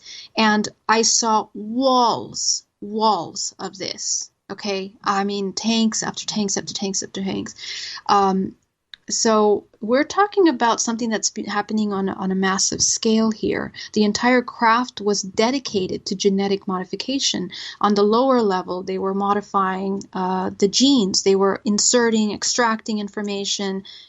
This is technology that's beyond us, but it's not so far away, Jimmy, because our science is catching up. I mean, in China, a couple of months ago, we had a scientist give birth to 2 children that were genetically modified. They were able to remove the strain that makes them able to get what is it called? AIDS, Right. HIV. So these modifications are not something that's far off. And if you look in our media, it's coming up. These programs that are being run since the 40s, the government has been testing genetic modification and hybridization as well. They're combining things. A lot of these papers are not published. Some of them are published, but since no one is looking for them, they're not there. This is something that I'm putting in my book as well, because I want you all to understand that this is something that's really actually happening here. Well, the question we have, and Geraldine, I don't care what you're doing tomorrow, but we're going to go into overtime here in 15 minutes, so I'm not going to let you go. So just plan on that.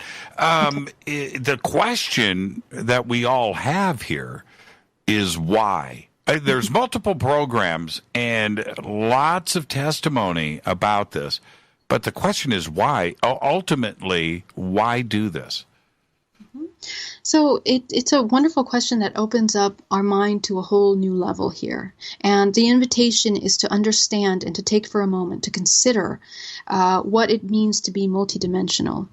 The human soul is a very interesting and fascinating piece of information. When a human soul is entering into the physical, so we come from the concept that your human soul is almost like a recorder. It functions just the way the DNA does. It stores information, but it also adapts and modifies as needed. When I talk about a multidimensional reality, I'm talking about consciousness. Okay, and let's say the origin of this consciousness is infinite consciousness. when it enters different dimensions, it'll change its form, it'll have different ways of reacting to its environment. When the consciousness enters the human body, two things happen.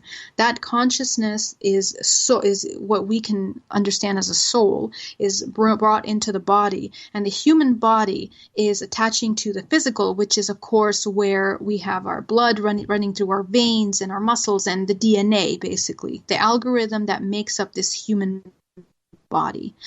And that information is linking you to your lineage, a lineage of information. So that means you are a product of your father, your mother, and all of your ancestors before that, going to the origin of life on this planet. Mm-hmm. All of that information is stored within your DNA. So what that means is that not only do we have that genetic information, but we have programs, we have a lot of alterations, genetic modifications that we are now a product of. So that's what we are as human. Our human self is brought into these families, into these experiences that we have. Every experience is an opportunity to store the information from that experience. So in our lifetimes, we're living, we can feel pain, suffering, all those things, and all these things that we are considering evolution in a way. But what we need to understand is that what we're living in is a very, we are living in a compartmentalized reality, which is also manufactured. Our reality, in a sense, is created where everything is compartmentalized. Our society, our concept of ourselves, the concept of sex, the concept of man, woman, the role that it plays, everything has been set up in a specific way for humans to develop themselves, their consciousness from this certain belief system. And we have the reason why I bring it to that level is because in my personal journey, I've questioned deeper and deeper, trying to find an understanding of this. And when you do that, you start to question why the human race undergoes certain patterns of behavior in our history, suffering, death. All of what we're experiencing here is controlled in a sense. Okay. We are looking at our brothers and sisters that are experiencing a lot of suffering, and we're constant survival mode. We're barely paying our rent. And there, you go to Africa, we have all this horrible hunger, we have all these diseases going on. So the more and more you start to question reality, you understand that there is something that is operating on the back end to create these situations, to create these issues in our reality. And that's where we really need to start getting educated in. Not only are the main companies, these family lines that have created these companies that are running our reality, but everything is curated. We are like puppets because the human body is like a sponge. Everything that we're experiencing, that we're seeing, and of course we're being fed TV, television, movies and shows, music, we have our work, we have our society, we have our families, we have a lot of stress. All of these things are a product of a very structured and organized reality. So all of that causes us to feel that we have to be focused on survival. That's an issue. And my question is, if we are infinite consciousness, why are we put into this box of experience? And what I have understood is that this human experience is one of many.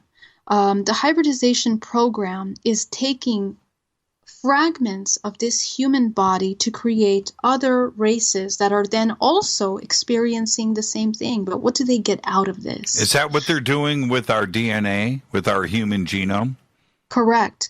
And the reason why I went through the whole explanation of the soul is because what happens to the human when it is heavily under stress, when it is always in survival mode, when it is always questioning its own reality, there is a fragmentation that occurs.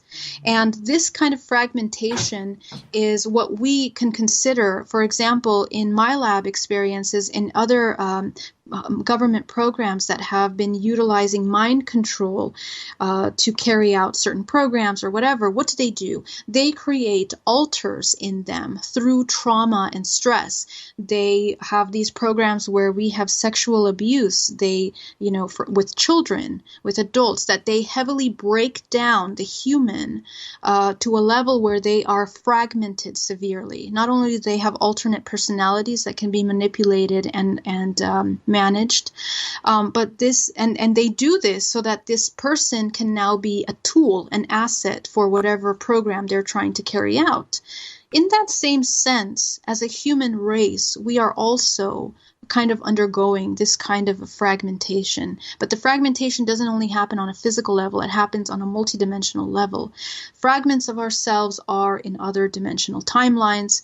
Fragments of ourselves are these ET aspects of ourselves, which through the genetic modification, through the hybridization program, we are connected.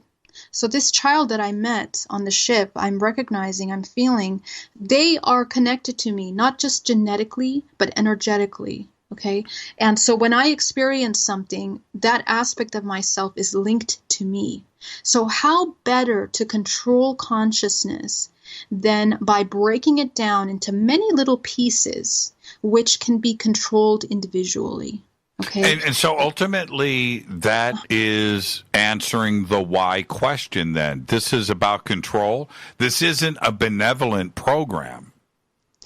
Well, that's a good question. It's also a complex question because in this reality, and the way I want you to look at this is from the concept of consciousness. Ultimately, we are living in a controlled environment, but only to the level of which that consciousness is not aware of what it's experiencing. And that's the problem. We, as infinite consciousness, our job is to become aware of ourselves. Consciousness experiences all things. It can be good experience, it can be a bad experience. What has happened in this current timeline that we're living in is consciousness has become unaware of itself. And when consciousness does that, it becomes parasitic. It needs to feed off of other things. Okay. So what we're living in right now is a parasitic aspect of that consciousness. And us as humans, which are also individual consciousness, have the ability of becoming aware of ourselves. And when we do, we can either choose to continue experiencing that kind of parasitic in exchange, or we can choose to experience something else. And I'm talking about the lifespan of a human between life and death, between birth until death, let's say 100 years. They have all this time to become aware of themselves as consciousness, or they can just live a regular routine life, die, and start over again. And this is a very complex topic because how families are put together are by their vibrational frequency, by the information that their DNA is holding on to. So this is how I began doing DNA reprogramming, because when I understood this, you can deprogram DNA, you can reprogram this, and I'm talking about from the physical level, biological level, deprogram these programs in order to no longer continue this cyclical pattern of which we are involved in here on this planet. Okay, but ultimately, all we're talking about is consciousness. And because if we get stuck on the concept of reptilians, greys, and these specific lineages that are managing this, what do? The human goes into this panic mode of feeling completely helpless, not just from that perspective, but based on their technology. We feel that they overpower us. Bingo. But what I'm here to do is to remind you as a human that the human body actually has one of the most advanced biotechnologies in this universe, in this creation. And when we learn how to destroy those programs, we can become conscious and remove ourselves from that quote-unquote matrix, or this kind of a reality, this holographic reality that we are sharing. Jimmy, consciousness is very complex. We are actually, in a sense, sharing this kind of shared creation. All of us are projecting this reality. But in other words, we are being told how to project and why to project what we're doing. So that's a lack of tremendous consciousness that we have to become aware of. How can, and we're going to head towards a break right here. How can I understand, changing DNA happens all the time. That is a pure physical situation. But how can we come up against something that is so much more advanced than us and actually just say no and stop this? Could you have stopped it? Yes, absolutely. And I that's why I am grateful for the experiences that I've had, because they help me as let's say, as an investigator, as a researcher, to understand how to transcend these kinds of experiences. All that we're talking about, and here's the bottom line, this is where we merge spirituality, consciousness, with the alien extraterrestrial phenomena.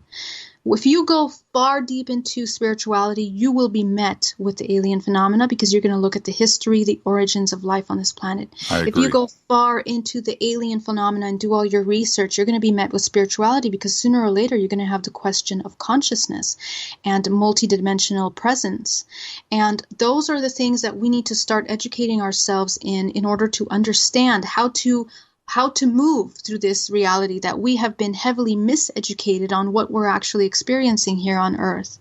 We are in a multidimensional reality. Our bodies are multidimensional, which means that we are experiencing things in the physical and also in other ways. Our senses are our tools to help us understand how to communicate on other dimensions.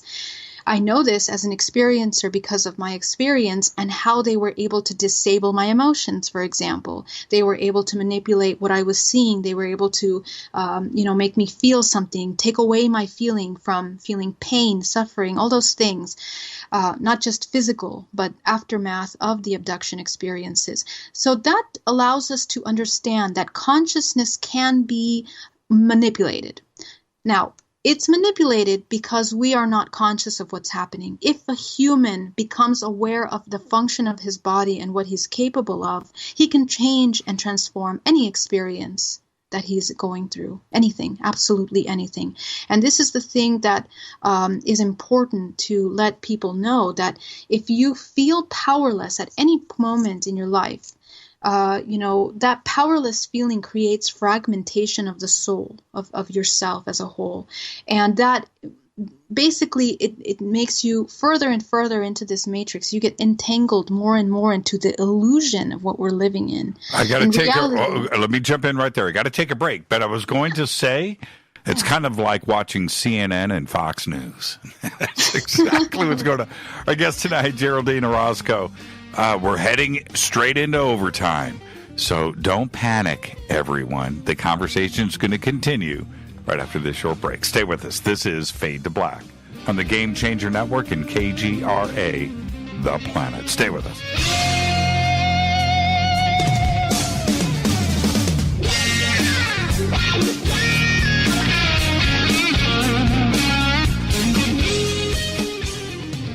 All right, welcome back. Overtime on Fade to Black. Our guest tonight, Geraldine Orozco. Now,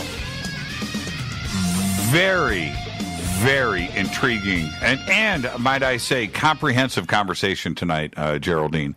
And I want to actually go back to a couple of points that you made earlier that I want to understand more of what's going on, where you described rows and rows and rows and rows of these tanks and these tubes with I guess fetus or embryos growing in them on these ships. Where are those going back into women on this planet to grow? Where are those going? Are those going on Earth, or are they going somewhere else? That's such a great question. They do not go back into women here, these specifics. So as I was saying, there are different hybridization programs, and the one that is happening on Earth, these can be genetically modified from the craft and then inserted in the women sometimes. But other times, these hybrids are either kept on the craft or taken to other, dimensions to carry out whatever their agenda is. It really depends on the agenda that they're trying to carry out. I know that there are many different agendas. Some of my children that were coming from the Draconian, for example, they are not even human. They are like these interdimensional beings, which to us would probably look like monsters. They wouldn't look like humans. but they hold our genetic material. They hold our DNA, and they are placed in other realities, or they are carried out. There's many different things going on in our reality, Jimmy. And that's why I try to explain it from the highest perspective, so you can kind of get an overview of how this information is being kind of moved around our current reality. The way that we want to look at things is from our physical planet, right? We want to see the child in front of us. Some of these children, they don't grow older than what they are, and that's for a reason. When children are from the ages of birth until 7, in a sense, they are very pure energetically. They are very open. All their energy centers are fully open. They are very programmable. They can be shifted, changed, manipulated in any number of ways. So my belief is that they keep some of these children that actually don't age. They're not made to be lifelong beings, are used for specific things. They can be terrible things or maybe good things. Okay, it just depends on the agenda that they're carrying out. Other of these children are put into the planet, like for example, me and you, the babies that are being born right now. That's another genetic program that, depending on which program is being put in, these children are either higher consciousness, more evolved beings, and we're seeing that. We can look at Mary Rodwell's work, which Sure, there's no question about it. Right. Exactly, and she studies this. She studies how these hybrids that are being put on the planet are, absolutely different. They have these activated abilities to have psychic abilities, all kinds of gifts. Even children that seem to be part of the spectrum are actually, hybrid children. So there's many things going on at once. And the takeaway is that it's from our genetic material. And depending on what is being created from there, some of these children that are coming down with high vibration end goals, which means, in other words, to raise consciousness, to come wake up people, to help them see what's happening, to open their eyes, and get past the illusion of this material matrix that we live in. That's what they're there for. And they're there to help us as markers to understand that as humans, we're not just these human guinea pigs or reproductive systems or, feeling constant feeding of certain organisms that are indeed feeding off our lower vibration expression. Well, what's so special about our DNA? Yeah, and it's precisely the fact that it holds massive amounts of information, which means that it can be programmed. It's programmable. It can be shifted. It can be altered. That's what makes the human DNA so interesting. And it's not just human. I mean, we're not human. In other words, we are genetically modified race. We're just different races with different genetic modifications for whatever end goal is required, and that consciousness will direct where these programs will be led. Okay, they can be led to the expansion of other races on other planets, which indeed is real. There are many, actually almost every planet is inhabited by other beings, other species. Well, I don't want to run out of time tonight. And speaking on that directly, yes. You've the 4 of your children that you do know. Yes. Do you ever wonder where they are and what they're doing today? Do you miss them? I've gone through a certain emotional roller coaster with that, but I'm a kind of person that I like to be a realist, and I like to be really real about what's happening here. And the more I understand that this is an exchange of consciousness that we're experiencing, I don't tend to have any illusions of connections necessarily to them that are emotional. Because it doesn't make sense, Jimmy. My genetic material has been utilized to create many different organisms, not just those children. And the purpose is not that connection or with them. It is an awakening, a realization, an education of what we are as humans. And that's what's important. I mean, ultimately, we are all one. We are not disconnected. We are one consciousness. So whether my consciousness here is Geraldine in the human body, or that ET hybrid, which holds my genetic material, there's a reason for that consciousness to be there. And it is basically a fragment of myself. So I'm not separate from that. We're not separate from any of us, each other. We are all fragments of each other experiencing this consciousness. And that's the way I choose to look at it, because I believe that it's necessary for us to look at it that way so that we can understand as consciousness how to move through this evolution, through this human experience, which is it's multidimensional. It's in dream time. We are active. We are also experiencing things in death. We are experiencing things, and our level of conscious awareness will define those experiences. So it's really important that we become aware of that now.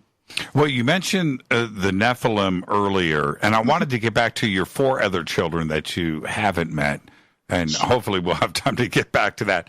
But you mentioned the Nephilim, and this altering of DNA is very similar to the way that Sitchin introduced us to the Anunnaki and what went down 150,000, 200,000 years ago, where the human race suddenly just appeared, Homo sapien sapien. We just appeared on this planet. Is this the same program that you are referring to now, the same altering of the DNA?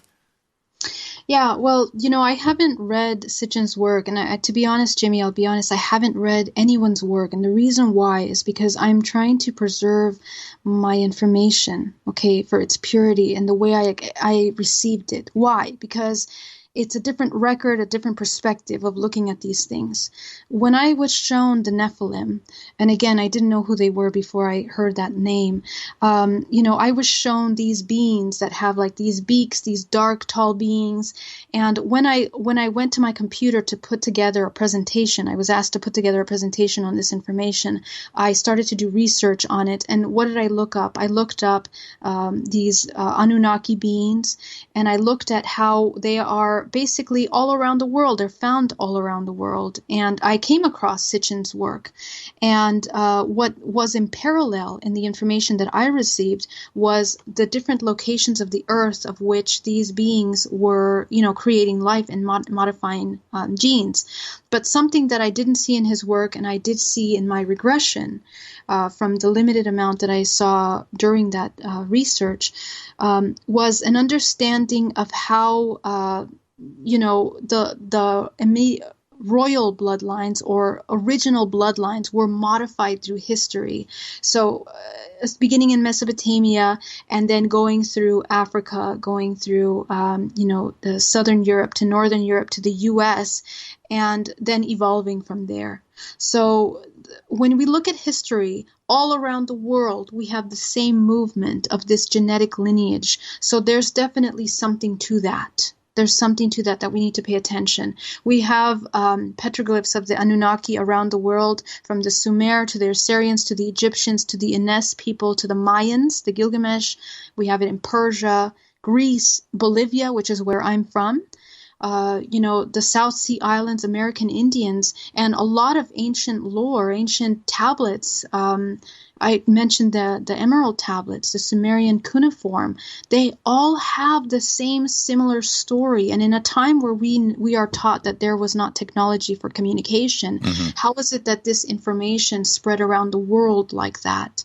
What I understood is that the genetic modification happens from the race that comes extraterrestrial. And I go through this in my presentation, from this race that enters into the planet, but the modification is done on a much larger scale. It is actually done through the sun, and the sun is actually functioning like an antenna which provides information to all other planets within a certain galaxy.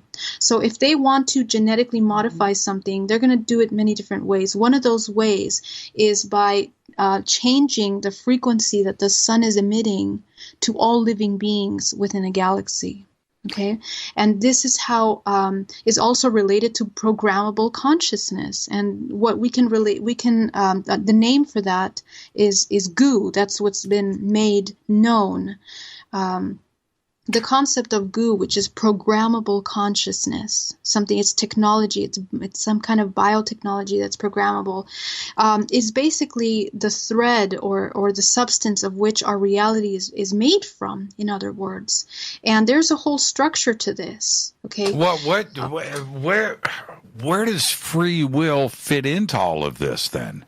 That's the part where I'm getting a little bit foggy here. But I'm not so sure that free will is also part of our reality. Now, I'm just talking about on a scientific, mathematical, physics, math situation here, where everything is inevitable. It's going to play out. Nature's going to do its thing. You just think you have free will. But in the way that you're describing it here, it sounds like free will is not part. Help me out. Yeah.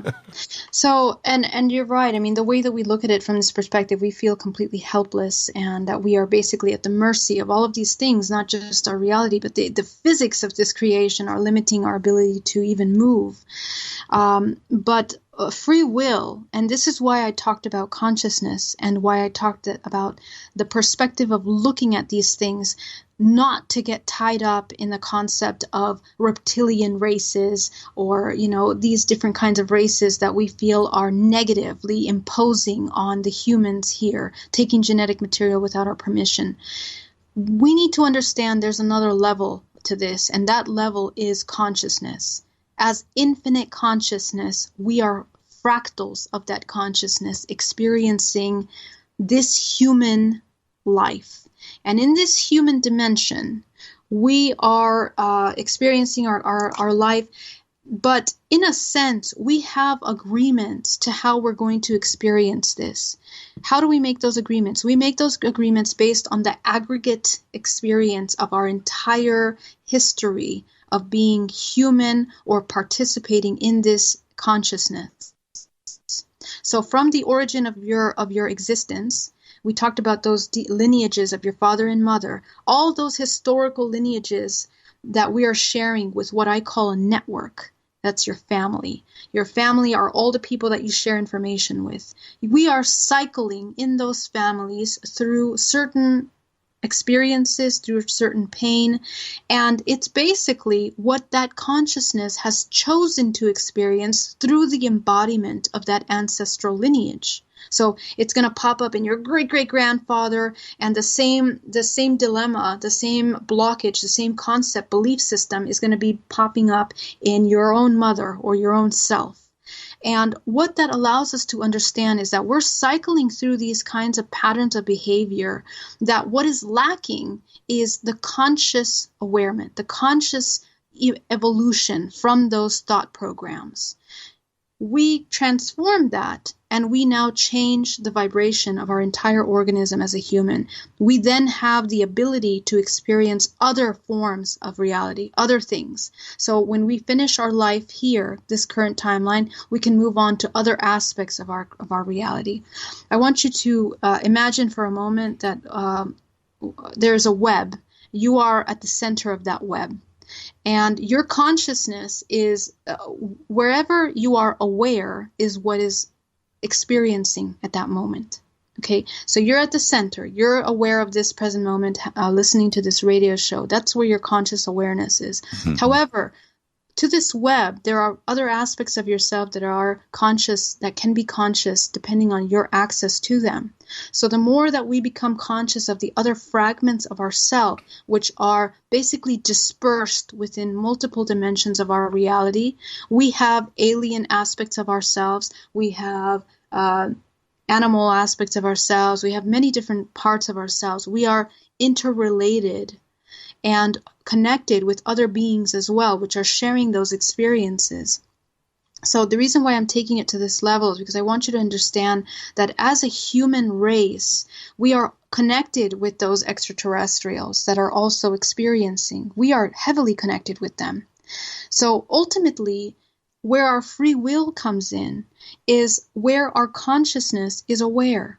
So if you become conscious on this level and on other levels, like for example, in dream time, you become conscious, you start to practice and train yourself with lucid dreaming. You now become aware of another dimension of reality in which you learn how to navigate, you learn to control, you learn how to become aware of your physical body or your non-physical body, and you can navigate those planes.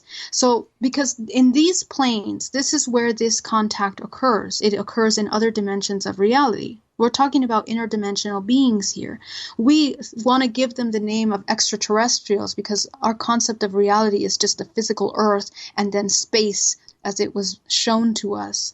But in reality, we are moving in and out of dimensions all the time. So we have to learn how to navigate these physical planes, these dimensions of reality, physical and non-physical planes, these dimensions of reality. So free will comes in when we become aware, when we become conscious beings that are aware of how they are navigating those spaces. And from there, you can decide whether you wish to participate in those things, whether it serves you to do so or not. And that's how somebody can decide not to participate in the hybridization program. The more that you work on becoming conscious and aware, you can demand and start to manipulate your experience by defining whether you wish to, be taken, for example. I'll give you an example. Even though their technology is very powerful, if you say that you do not want to be a part of it, they will not touch you. You can opt out. You can opt out. You can opt out. And the bloodlines that you have referred to, which I believe are absolutely 100% real, are they aware consciously, actually aware of not only this entire program, but the connection to off-planet? And the second half of that question, so we can get it both in before the end of the show, the government, is our government in cahoots? Do they have agreements with these off-planet races for this program? Yeah, so I was talking about how the original lineages have now been developed into main bloodline families that are basically running our reality right now. They own 147 companies, people own our world. They run the show. They decide how we are living our lives. Okay, and that being said, these bloodlines are defining, how we spend our money, how we do things, what we're eating, the pharmaceuticals that we're ingesting into our body, and so the answer is yes, they are aware that they are a part of these program family lines, but you need to look at it from the concept of consciousness and how conscious works again. As I mentioned earlier, when consciousness rejects itself, it becomes parasitic.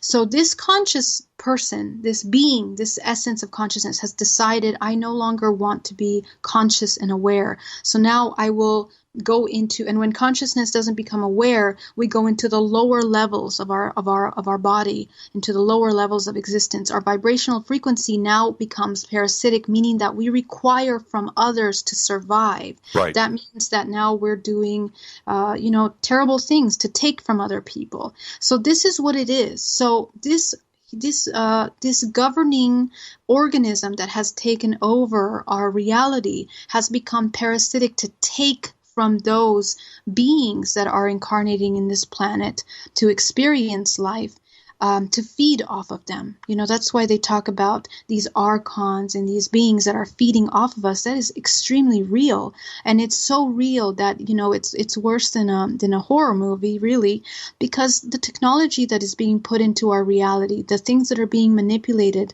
are meant to keep you as a human in a state of survival, in a state of suffering, pain, the belief that you are helpless, that you are incapable. And that is a lie, a complete untruth of what we are as humans.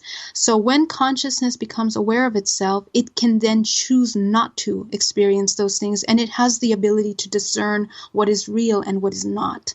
So that's where we need to educate ourselves.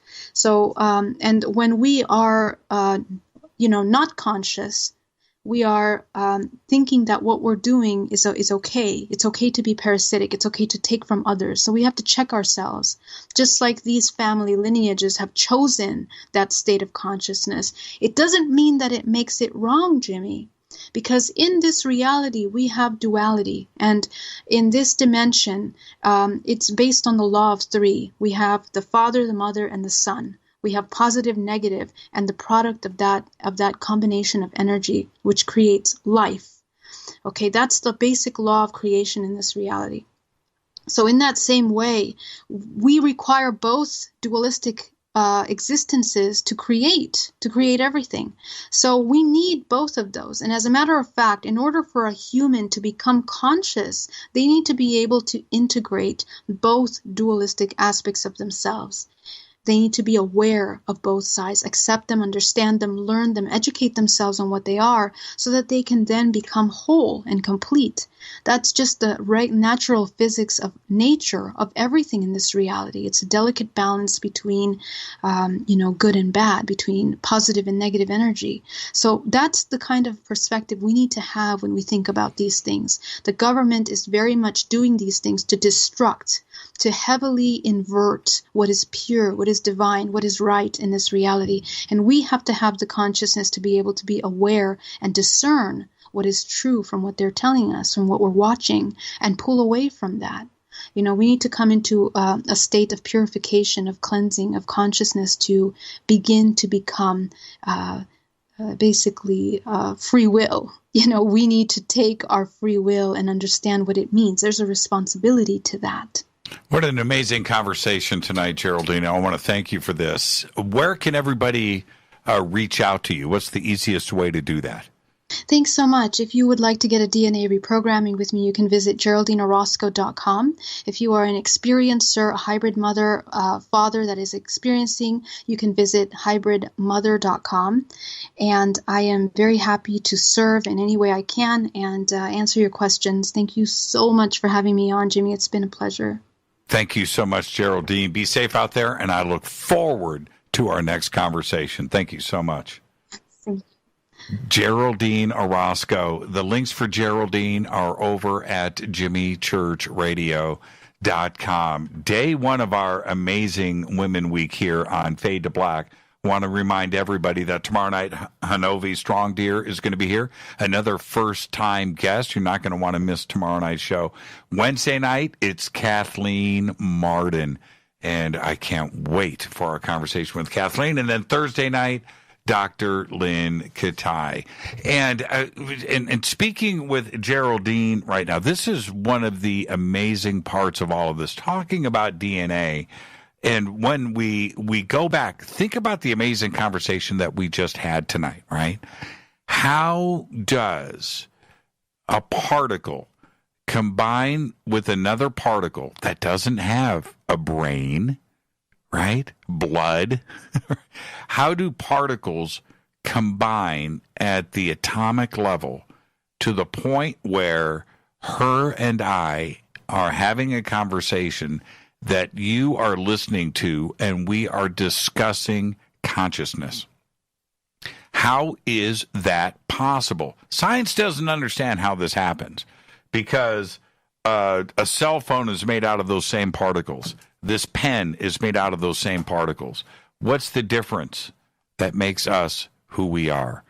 Fascinating conversation tonight. Thank you so much, Geraldine. I am your host, Jimmy Church, on the Game Changer Network and KGRA, The Planet. Fade to Black's executive producer is Rita Camarion. Show is produced by Hilton J. Palm, Renee, Dennis, and Bob. Announcers are Steve Harder, Gene Vitoa, Mark D. Kovar. Webmaster is Drew the Geek. Thank you so much, Drew. Amazing work. Music is Doug Aldrich. Intro, Spaceboy. SpaceboyMusic.com. Fade to Black is produced by KJCR for the Game Changer Network, and syndication is KGRA, The Planet. This broadcast owned and copyrighted 2019 by Fade to Black and the Game Changer Network. It cannot be rebroadcast, downloaded, copied, or used anywhere in the known universe without written permission from Fade to Black or the Game Changer Network. I'm your host, Jimmy Church.